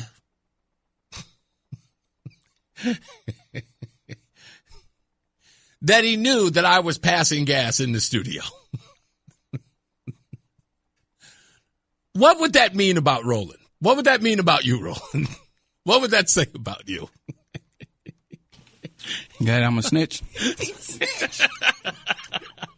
But it wouldn't mean that you were a culprit, right? It wouldn't mean that you were then responsible for me passing gas. It would be like Roland knew Reese was passing gas in the studio, and you knowing and emailing Janine about it, someone would then try to make you like an accomplice to my passing gas in the studio. You get my meaning? Yeah, or a whistleblower. Yeah, or a whistleblower. Well, you're technically not a whistleblower because you're having private emails with Janine saying, yeah, he's passing gas in there all the time. Now, but it wouldn't make you an accomplice. They would just say that you knew that I was passing. I'm the culprit. Everybody else who's got to use the studio walks in. They smell my odoriferous self in the room, right? Everybody be like, who's doing that? Roland didn't tell anybody.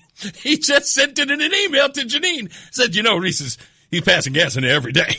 That would be the case, right? But no one would hold you responsible for that, would they? Right? Yeah. They wouldn't say in some way, you held my hand while I was passing gas in here.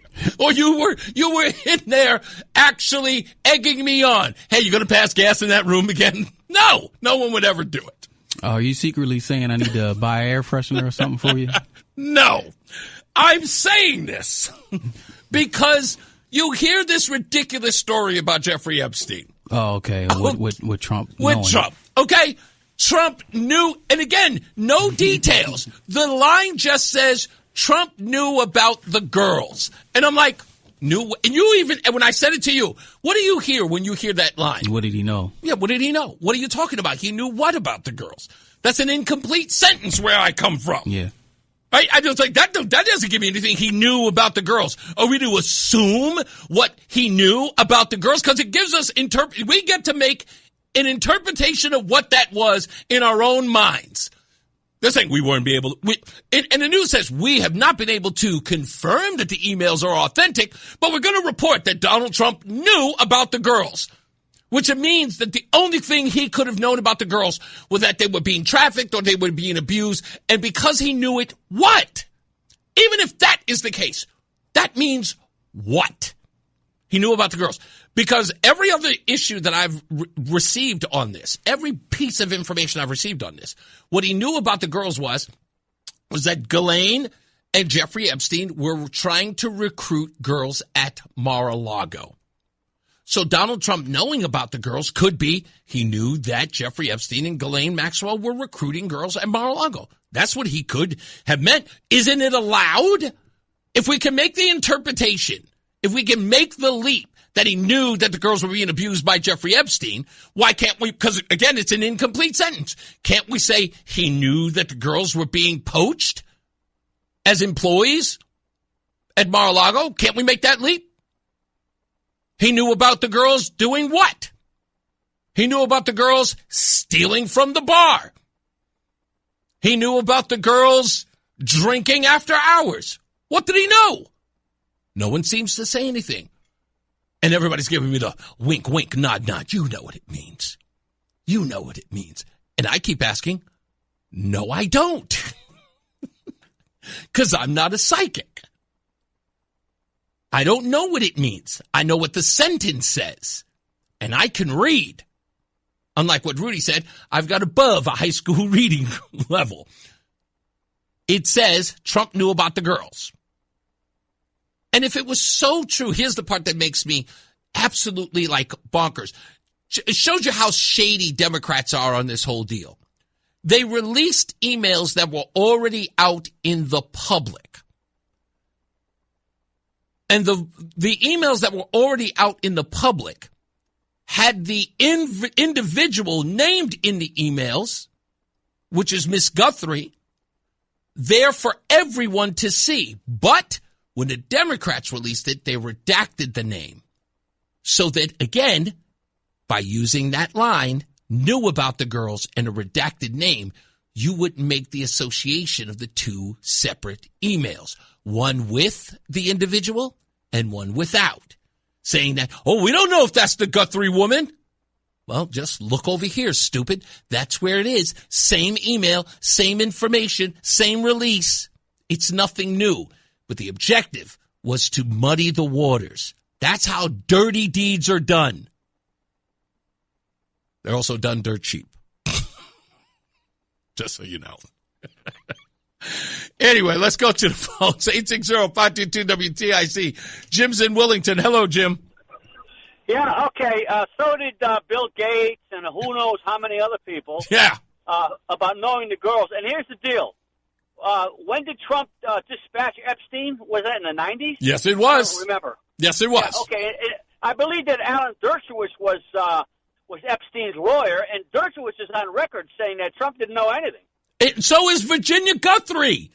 Yes, well, I wasn't going to mention her because she's looking for a sweetheart deal, but at the end of all of it, you're right. It's just another scratch across the chalkboard.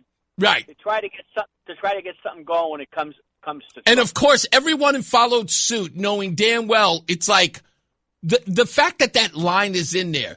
Donald Trump knew about the girls, which then says to the listener or the reader, make up your own mind about what he knew. Yeah, well, there's nothing new. Listen, I had another topic, but I completely forgot about it when I heard you. It's okay. When I heard the line about the girl, I figured Elvis Presley, girls, girls, girls. Okay, well, Elvis knew the girls too, at the end of all of it, Bill Listen, you've got to have quite an intimate relationship with a guy when he has a painted portrait of you, the former president, in a blue dress with heels on. So let me ask you: did Trump know about the painting? Exactly. You know, yeah. We can go on all day about this. That's right. That's right. He said that Trump has been to his house. Did Trump know about the painting? That's such a great question. Yeah, there you go.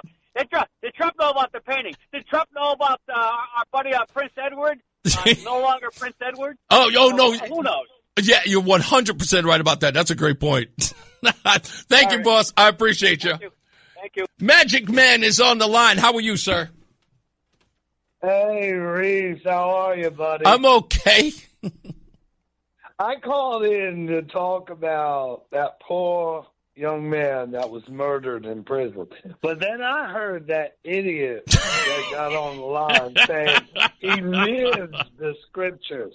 Well, guess what? I live the scriptures, and I've cured my crippledness. Ray, hold on before you go down that road, because wait, it's going to go because it's going to go long. It's going to go long. This guy is judging women. Okay? Yes, he because is. The scripture is that keep your women silent in the church, for they are to. I know all the scriptures. I got the Bible memorized. I hear you. Keep your women silent in the church, for it is abomination for them to speak. They are to remain obedient, as saith the law. But you have to remove the scripture that says that we are now able to worship under grace instead of the writings of the law. Now, they have to remove that scripture altogether. I kind of phrased that a little differently, but I really understand the scripture if you actually read it. You have to remove that scripture in order to say women can't teach, because Paul was teaching women not to have sex with their husbands. Paul was all kinds of mess, and this is Paul they're talking about. I don't want to look. I knew that him bringing it up, Ray, was going to bring up a mess, and I knew it. But I only have limited time, and I knew that discussion was going to go elsewhere. But I love you, brother. I promise you, I will give you a holla soon. I promise. Let me get to Fulton real quick before we end up taking a break. What's going on, guy? What's up, buddy? I want to get on this religious conversation. Oh, goodness gracious! What about Reverend Miller? Like, he was a woman, now he's a man. Is he okay? I'm just wondering about that one. I don't think, according to Rudy, he would be okay. I think he was about to get into that. No, that church says he is. Yes, I know. One more thing. The DOC is the same as the freaking DCF. All these entities are horrible, and they're covering everything up, and they're not releasing anything, and nothing's surprising. And I like the Hartford 860 or Hartford NAACP not upset. What are they going to put out a thing about how racist Thanksgiving is? That'll be if they seem to, you know what? If they pay more attention to that than this J. Allen Jones story, you're 100% right. I've got to rake them over the coals. This is the same story that happened in New Haven, right? So that the 15-year-old gets killed by the 13-year-old at school. Yeah, the kid was 13, got a gun at 11, and they cover the next town over. The NAACP down there covers the next town over's Halloween display. Yeah, man, it still bugs me. It bugs me out that these folks, you know, it's almost like they're putting these feelers out and saying, which thing can we get traction on? The important issue or some stupid Halloween decoration? It's ridiculous. Hey, do me a favor. Send me a text, by the way. Text me the podcast number, because I know it's sitting in my bag and I don't have it on me. Send me a text to that podcast number so I can take care of that today, okay? Oh, yeah. And then one more. I forgot. You threw me off. I don't even know what to tell you. But, all right, yeah. All right. Okay. I appreciate it. Thank you, man. I appreciate you. I'll talk to you, buddy. You got it. Fred's in Middletown. How we doing, sir? Hey, good. So I know that you're a conspiracy theorist when it comes to the mRNA. But I'm just curious, if I might violate your HIPAA here, do you do flu shots? No, never have. You don't? Okay. Never have. Yeah, I didn't think so, because I just heard someone this morning who has put a big diss on the mRNA say about, he's going to get his flu shot. And the flu shot, that's cumulative. like after you get the mRNA, if it doesn't mess you up, if you get a bunch of flu shots, it can accumulate and take you down. The other thing, I'm calling to not talk about Ben Proto. The idea that you would not infiltrate your enemy as opposed to meeting someone head on. The Green Party has never been anything in Connecticut. Some guy named Cliff Thornton got 2% of the vote when he ran against Jody Rail for governor back in 2006. But so the local Green Party guy, he's kind of out of it now, but he used to tell me that like 25 years ago they would meet on Main Street. Okay. And then they would have big meetings in Hartford. And he said he swore there were people there who were just like, it wasn't, they would argue about details. They would waste all the time at every meeting. There's just so many ways to take a thing down, from the inside. Yeah, I think the politics of Connecticut is so isolated from how politics are done in the real world, primarily because, and I think the problem is, and you tell me if I'm right or wrong here, I think, and it's the first thing I noticed when I got here, everyone knows everyone, and that creates a bubble. Probably right. You know what I mean? That probably sums it up. Yeah, and I think that's what it is that when you operate in a bubble, you don't operate outside of it. So new ideas are almost a non-starter because this is the way in which you have to work it. You have to color within the lines.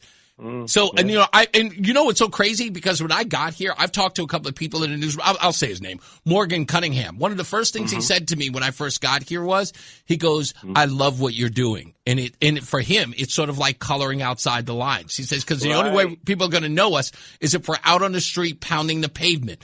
And that's always been my mission since the moment that I knew I was coming here. And I was like, I am not going to be this wallflower who comes in every day and talks about the news as it's delivered to me. I need to be out in the street. And that's the same thing that's got to happen at the Republican Party here.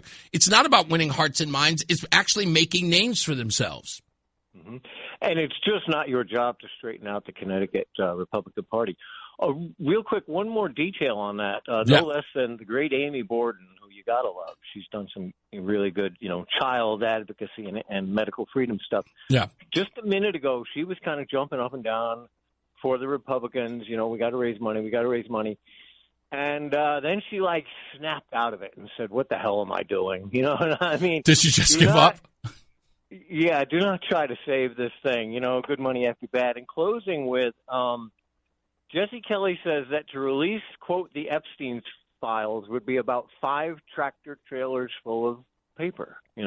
That's the Epstein files. It's from all these court cases. Everything generates reams of paperwork, I keep wondering, but here's the question that I always ask about that, and this is always going to be the, at the end all of be all.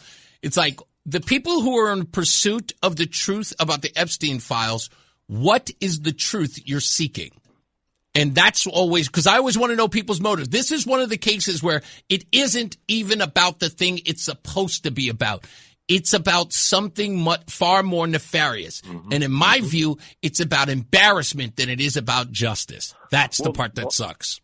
Oh, yeah, they don't care. They don't care. And the Epstein files are bigger than Republican and Democrat. Indeed. You're 100% right about that. Thank you, boss man, as always. Thank you, bye-bye. You got it.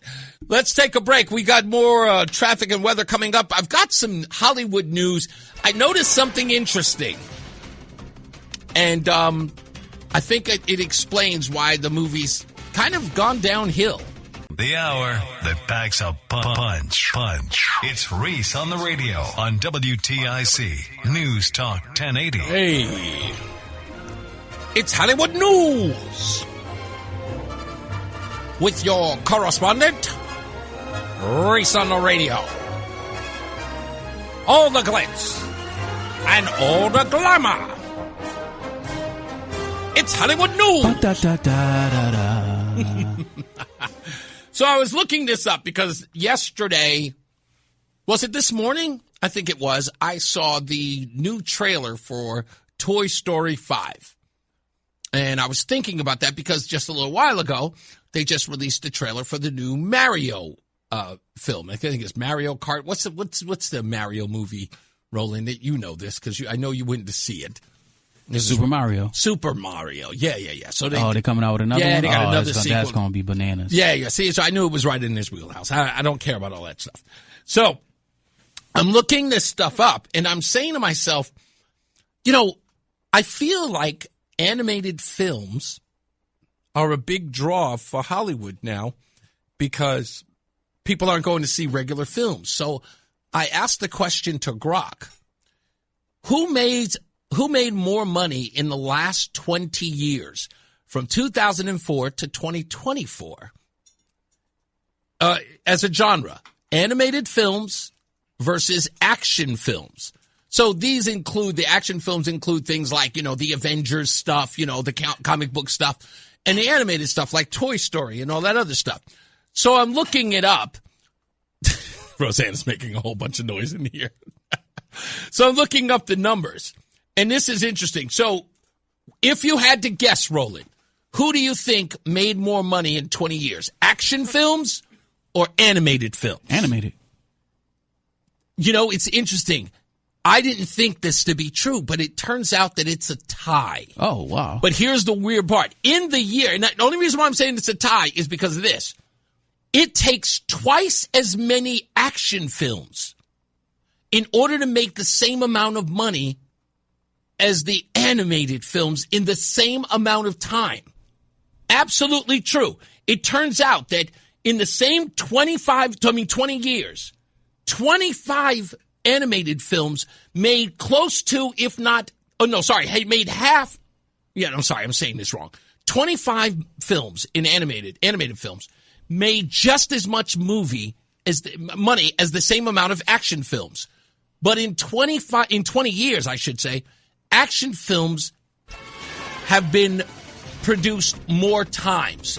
Yeah. Gosh, I'm failing at describing this. No, it's a bunch of movies. It's like if you got 150 action movies, it only took 50 animated 75 animated movies. Exactly. To make up the same amount of money. Exactly the case. Gotcha. And in this case, in 20 years, action films, 50, animated films, 25. There you go. Is that wild? That means animated is winning. Exactly. Let's get another check of the weather and traffic with Mark Christopher in the BPS Traffic Center. Hey, Mark. It's Reese on the radio on News Talk 1080 WTIC. I cannot believe how horrible I butchered that Hollywood news. What only thing I was trying to say was that in 20 years, if they do 50 action films, they do twice the amount of money that animated films do. And animated films are only had 25 versus 50 in the same amount of time.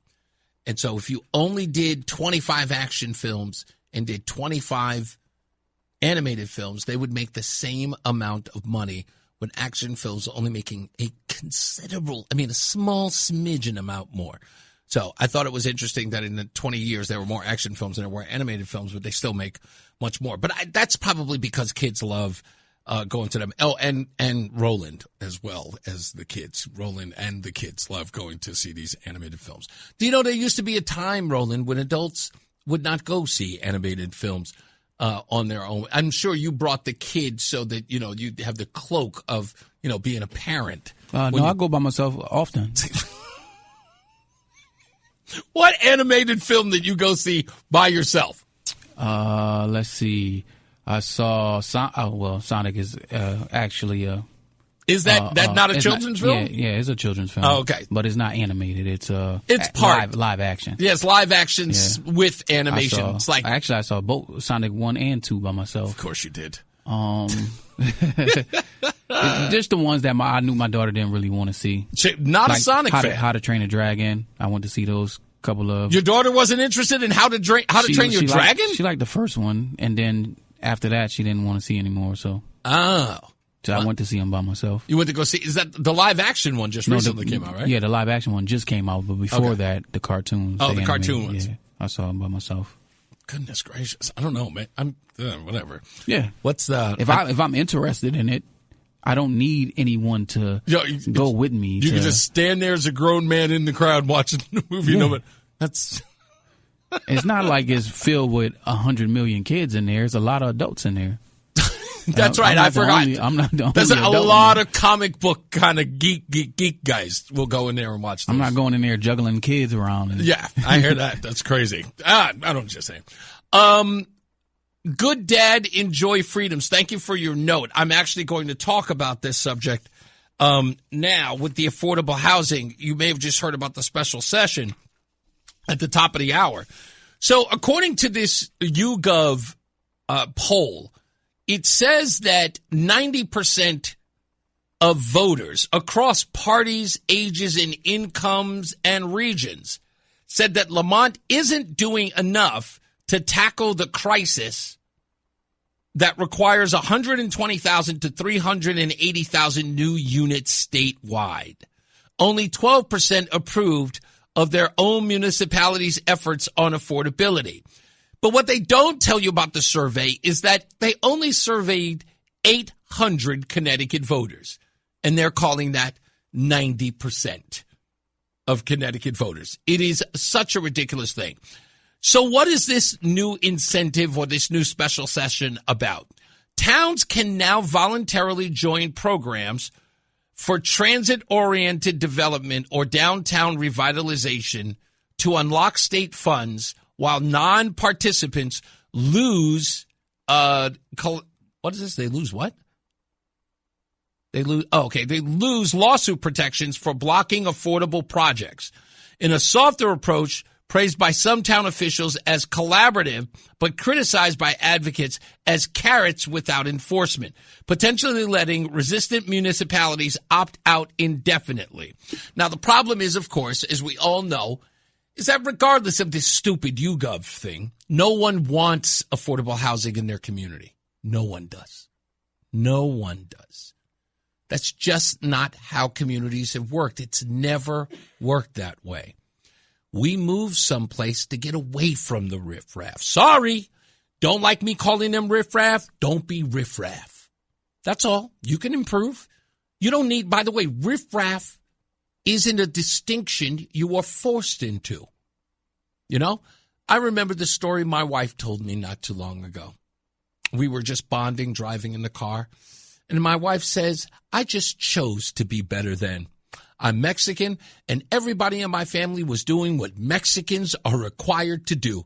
And I said, no, I am not going to be Mexican in the sense of being truly Mexican.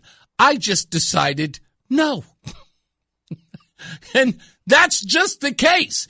You don't have to be bogged down by your socioeconomic status because other people want you to be. If you want to be better, you have to act better. Sometimes you just have to act better at being better than most people.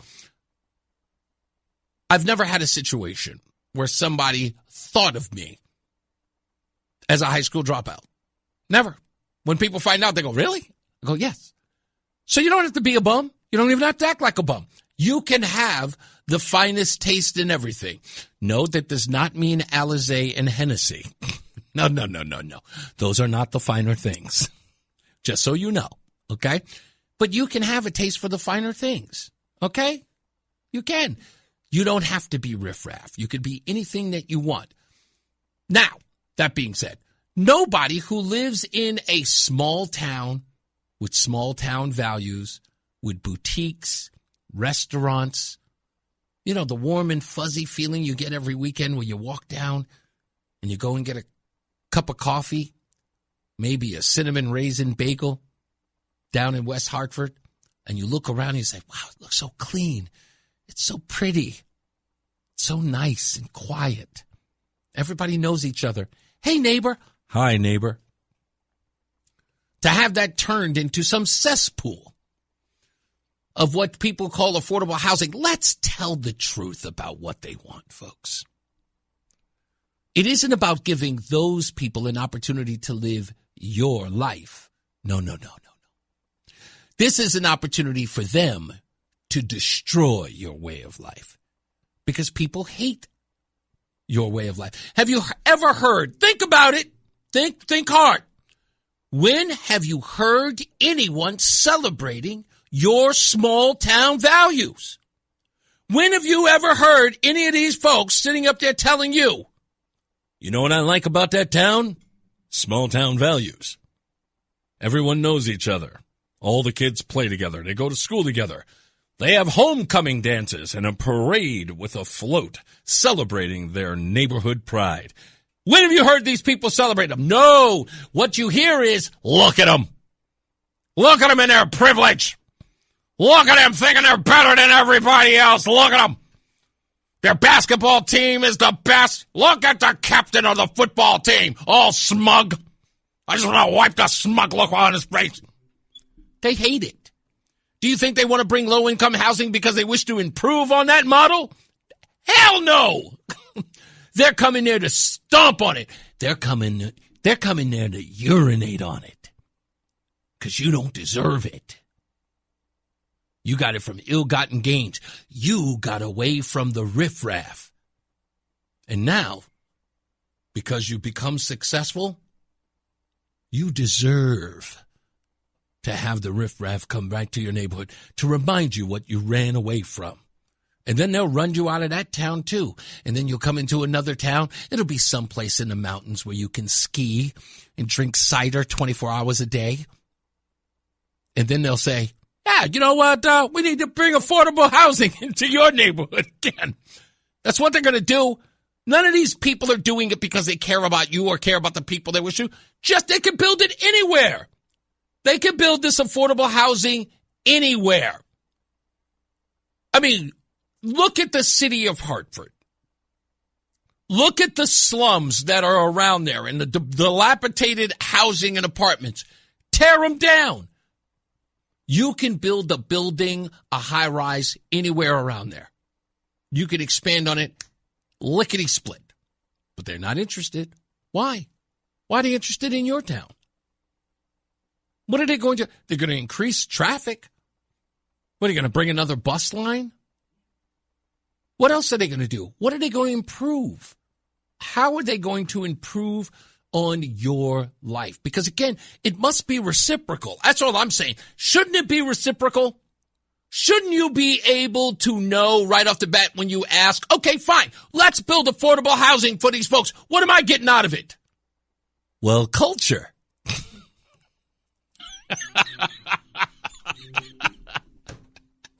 You'll get culture. I'm sorry, say again? I didn't quite hear that. I could have sworn you said culture. Yes, culture. Everyone needs a little bit of that. Yeah, that's why I came here. This culture I'm with. You know, everybody wears a little, bubble goose vest. All the girls wear Uggs. We go to the restaurant down the block. We pick up a hot bagel and some tea. We drive through the neighborhood. We go to the local church. Maybe we'll go to some local theater. Honey, what's playing at the local theater? Jesus Christ Superstar, the musical? Who's in it? Billy from around the corner? Can't wait to see it. We've got enough culture in our town. Yesterday, someone put on a local production of Spam-A-Lot. We've got all the culture we need. Culture. All of this stuff is laughable. I can't stop laughing at it. I can't. I don't even understand why we're doing it. Sometimes you just got to say close for business. I don't know why, but I'm just thinking that's, I like that. Close for business. Phil, what say you? How are you? Not too bad, sir. Hey, I've got an idea going with your last little semi-rant. I understand there's a recently cleared woodlot in Greenwich that probably could use a high-rise in the Lamont neighborhood. Beautiful. Listen to me. What person with low income who needs low income housing would frown at the idea of living in Greenwich? No, I mean, you're with the beautiful people, man. Exactly. Listen to me. I would love to live in Greenwich, and I make a reasonable income, but I can't. But you know what? But if there's some people out there who will never get the chance to live there, why not make that opportunity happen right now? Darien as well. Upwardly mobile, man. Upwardly mobile. Exactly. Maybe if those people, listen, if the low-income housing folks get an opportunity to live in Greenwich, maybe through osmosis, those people would say, you know what, maybe I want to get an education and learn to be a captain of industry like the great folks right here. Or be the captain of the football team with a smug look. That works as well. I think that culture, what a culture shock it would be if for once the culture that was changing was not of the affordable housing folks into the people already there. The people already there were influencing the new folks. That's a beautiful thing. It would be. Thank you, Phil. Take care, sir. You got it, buddy. I'm just saying. This is, by the way, this stuff brought to you by Common Sense. Cost you nothing. Seriously. You know? And it has no return policy. You can use it whenever. It sits right in your pocket. Oh, man. Will says you are 100% correct, Reese. Connecticut is a political bubble. Yeah, I couldn't agree more. Let me read. Excuse me. Let me see. John Beckman says, my God, there is no such land in this country. You are correct. They could build it anywhere. And Carmela says, Lamont has all the space now that he has cleared out all of those trees. Agree as well. Hey, Tara P., I haven't seen you in a while. He says they will get Dem voters out in the suburbs. And as a bonus, they can have the towns that have decent tax base to pay for services that the city can no longer afford. I'm just saying, there's a bunch of opportunities here. There are a bunch of opportunities here. I don't know. We'll see. Stand by. We're going to get some more news, some more views, and we've got weather and traffic coming up right now with Mark Christopher. He's in the BPS Traffic Center. Hey, Mark. The Odyssey app lets you jump back to the moments you missed from WTIC News Talk 1080. Download the free Odyssey app, search WTIC News Talk 1080, and tap earlier today to get started. Anyway, and what had happened was today I opened up the program talking about how Republicans are seeing themselves in the state, and I believe overall. And one of the scary things about that is the fact that these Republicans, whoever they are, I guess old Republicans, do not know how to deal with the narrative that's out there. They're very much afraid of being able to communicate with their audience. They keep complaining about, they're going to be compared to Trump. I was like, so if you're compared to Trump or you're asked about Trump, you should have an answer for that. If you know it's coming, you should know what to answer. And so many of them seem to be flat-footed, and I don't understand it. But go to the Odyssey app, and you can listen to the broadcast anytime you want, so you can get the opening monologue if you miss it. It's at 2 o'clock, but you can watch it or listen to it anytime you want by downloading the Odyssey app. I love my wife. She forgets where she is sometimes. She's sitting in here and her phone is going off while I'm on the air. I wanted to play this because, this is what I always find interesting. This is how Connecticut politicians who are running for office, they think that the American people respond to buzzwords. And every time I hear that, it's like, the electorate wants this and the electorate wants you to talk like that and they want you to say this and they want you to say that. And every time I hear it, I think of this scene from Family Guy when Lois was running for office and Brian gives her a cool tip during a debate or during a press conference when people are asking questions. What are your plans for cleaning up our environment? 9/11. What about our traffic problem? 9/11.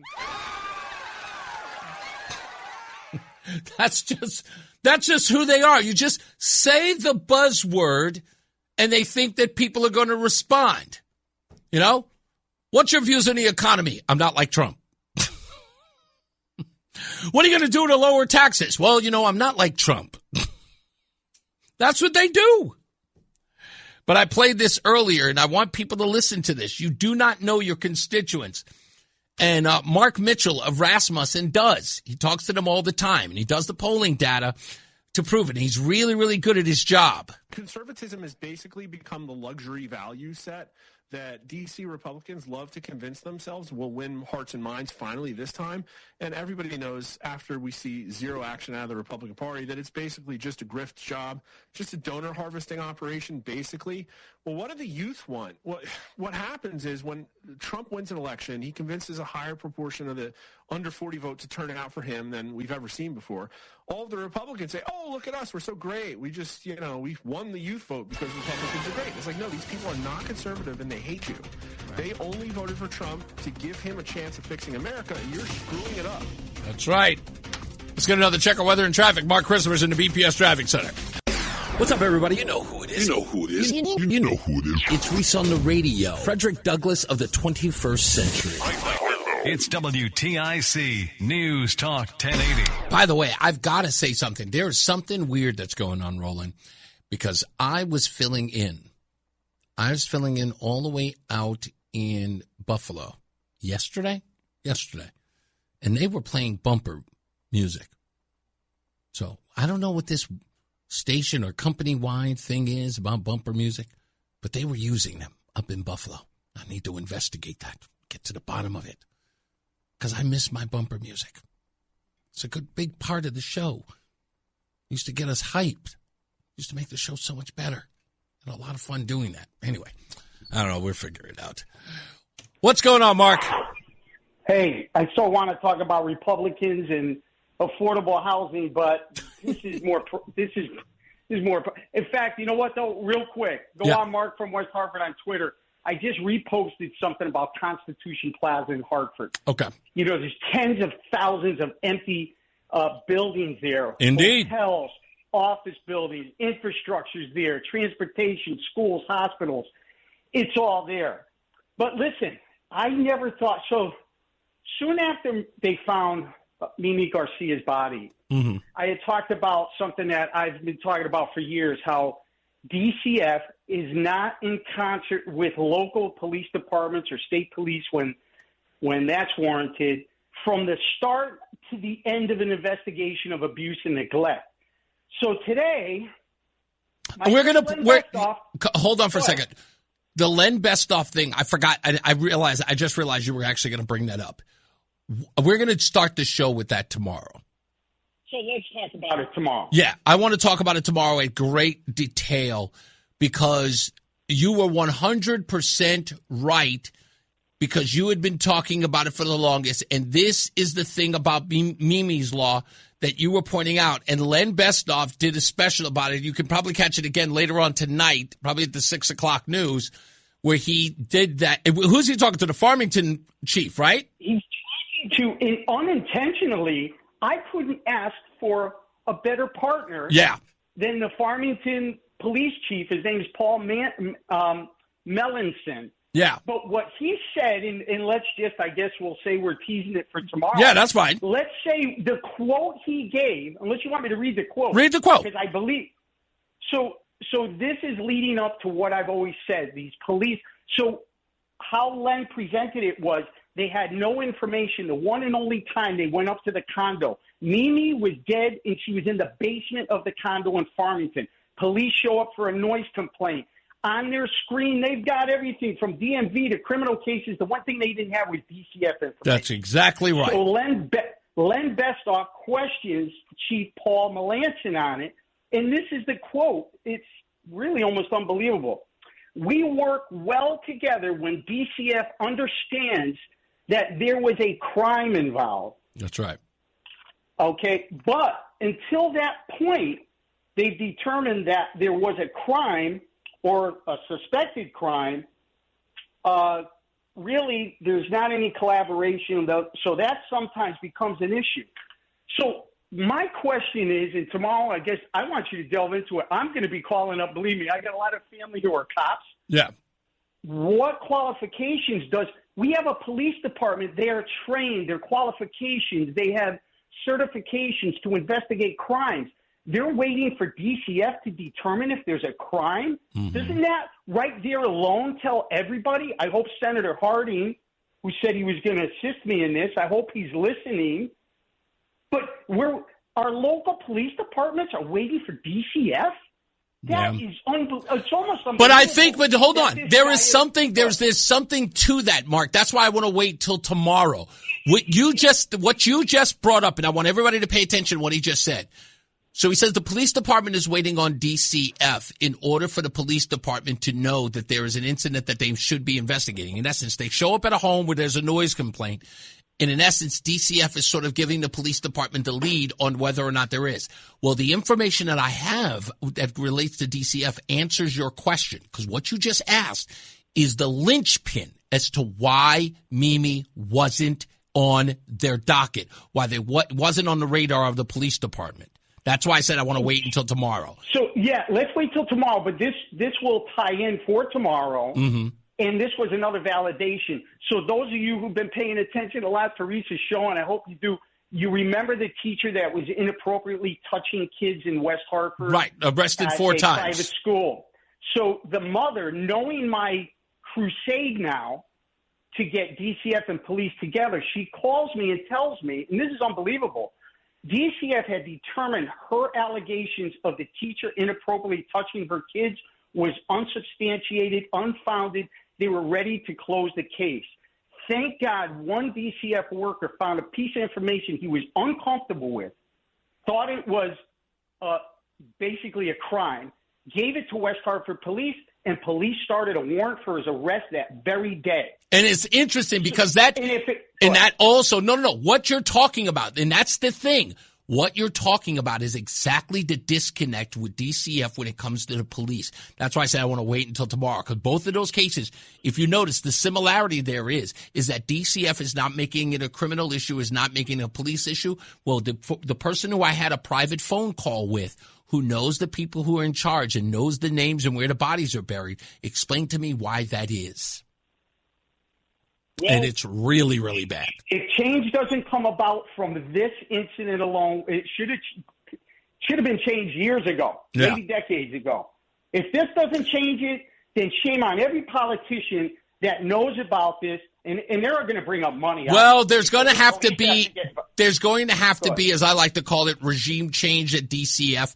But I'll explain that tomorrow. And when I call you later on, when I'm on my way to my meeting, I'm going to give you a call. I'll tell you all about it. All right. Okay. Hey, riffraff, I looked it up, isn't in the Bible, so feel free to use it. All right? Talk to you later. Goodbye.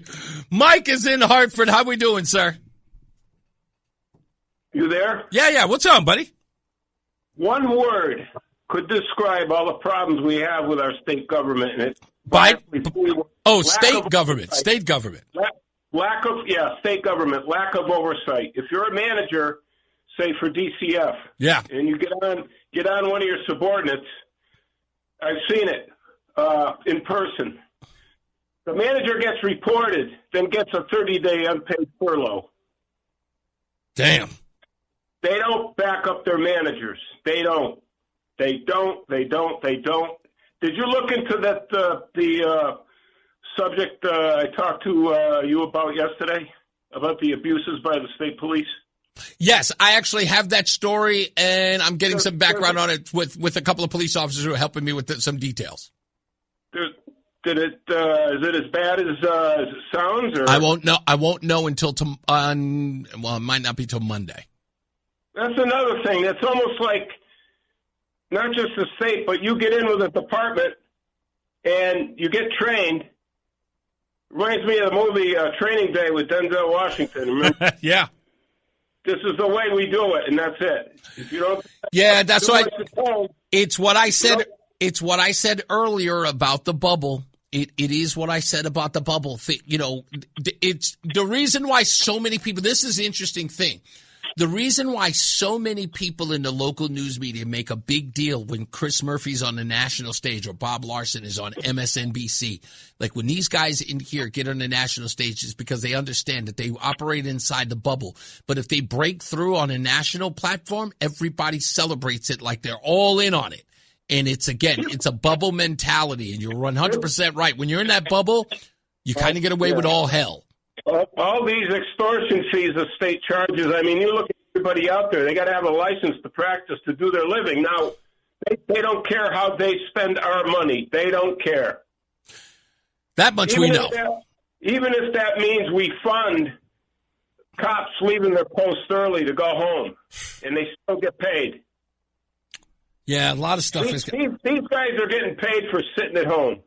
There's a lot of stuff that's got to be addressed, man. We got to go piece by piece, though. Thank you, Mike. I appreciate you, sir. Thank you. You got it. This is, what's today? Wednesday?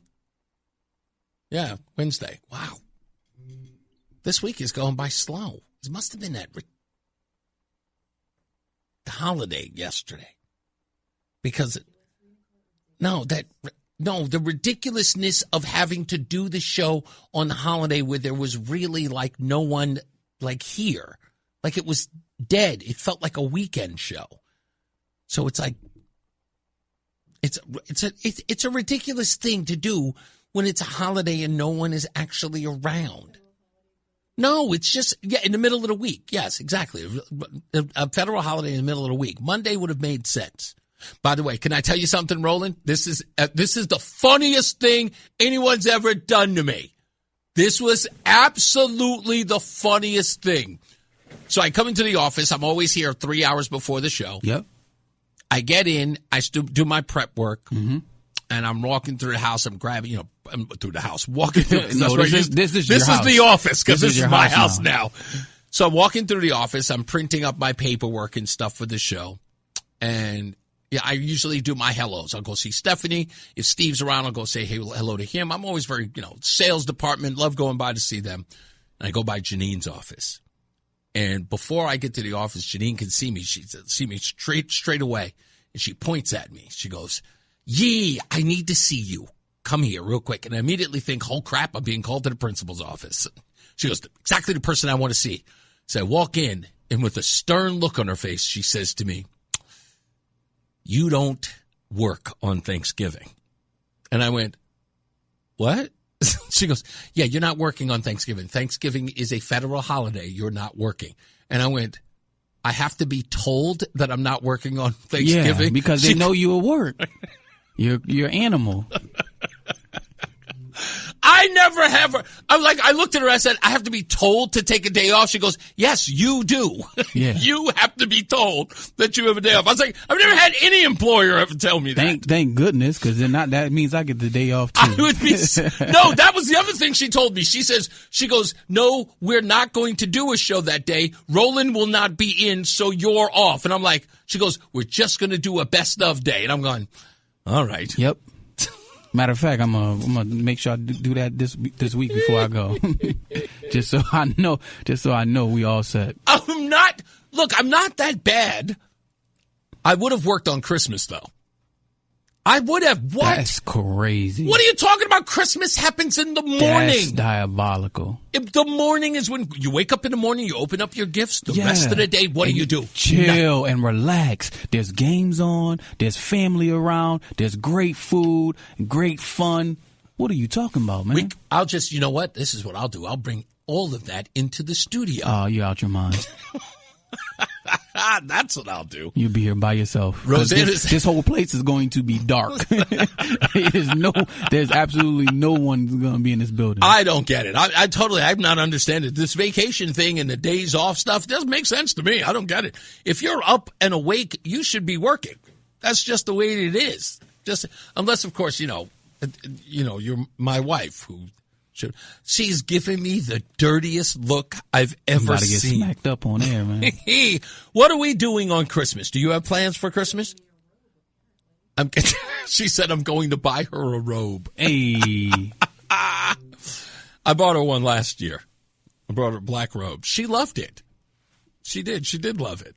I tried to hide it from her, but she found it. Yeah, good luck with that. Yeah, I can't hide anything. You got to put it. You got to. No. Well, you got to get you. That's such a good point. Yeah, you got to be able to hide gifts. I can't. Here's why, and this is true. She complained to me one day. She goes, "You never buy me flowers anymore." I said, "Why would I buy you flowers? You're always with me." Like, I can't surprise you with flowers. Yeah. You're right next to me. You gotta order. Yeah, I have to order them, or I've got to go. And that's the worst part, because she's on the bank account every day, counting every penny like a miser. This woman. So I can't. She goes, this $6.36 that you bought it, you spent at the gas station. What was that for? Gum? She goes, okay, I'm just asking. I'm just asking. Wowzers. Said, yeah, man. She goes, so I couldn't order anything if I wanted to. And she set it up this way. I'm going to tell you how bad it is. When I had my own separate bank account, she goes, just get rid of it and you'll just have one account. But I said, how am I supposed to surprise you with anything? Surprises are overrated, she said. So I couldn't surprise her if I tried. She'd know I was buying her a gift no matter what. Yeah, she got you, dog. Yeah, no kidding. She got you. I know. I fell for it. As I always say, radio is free, so we thank you for paying attention. Remember to keep JC in your hearts and in your mind. Sean Patrick, we love you and we miss you. Remember that panic is not planning, so plan your work and work your plan. Me, I'm Reese on Radio. You have a good night, pleasant tomorrow. We'll see you here next time. Mark Christopher's getting you home. He's in the BPS Traffic Center. Good night, sir. And you don't bring me flowers. You're a mess. All right, Reese, have a great night.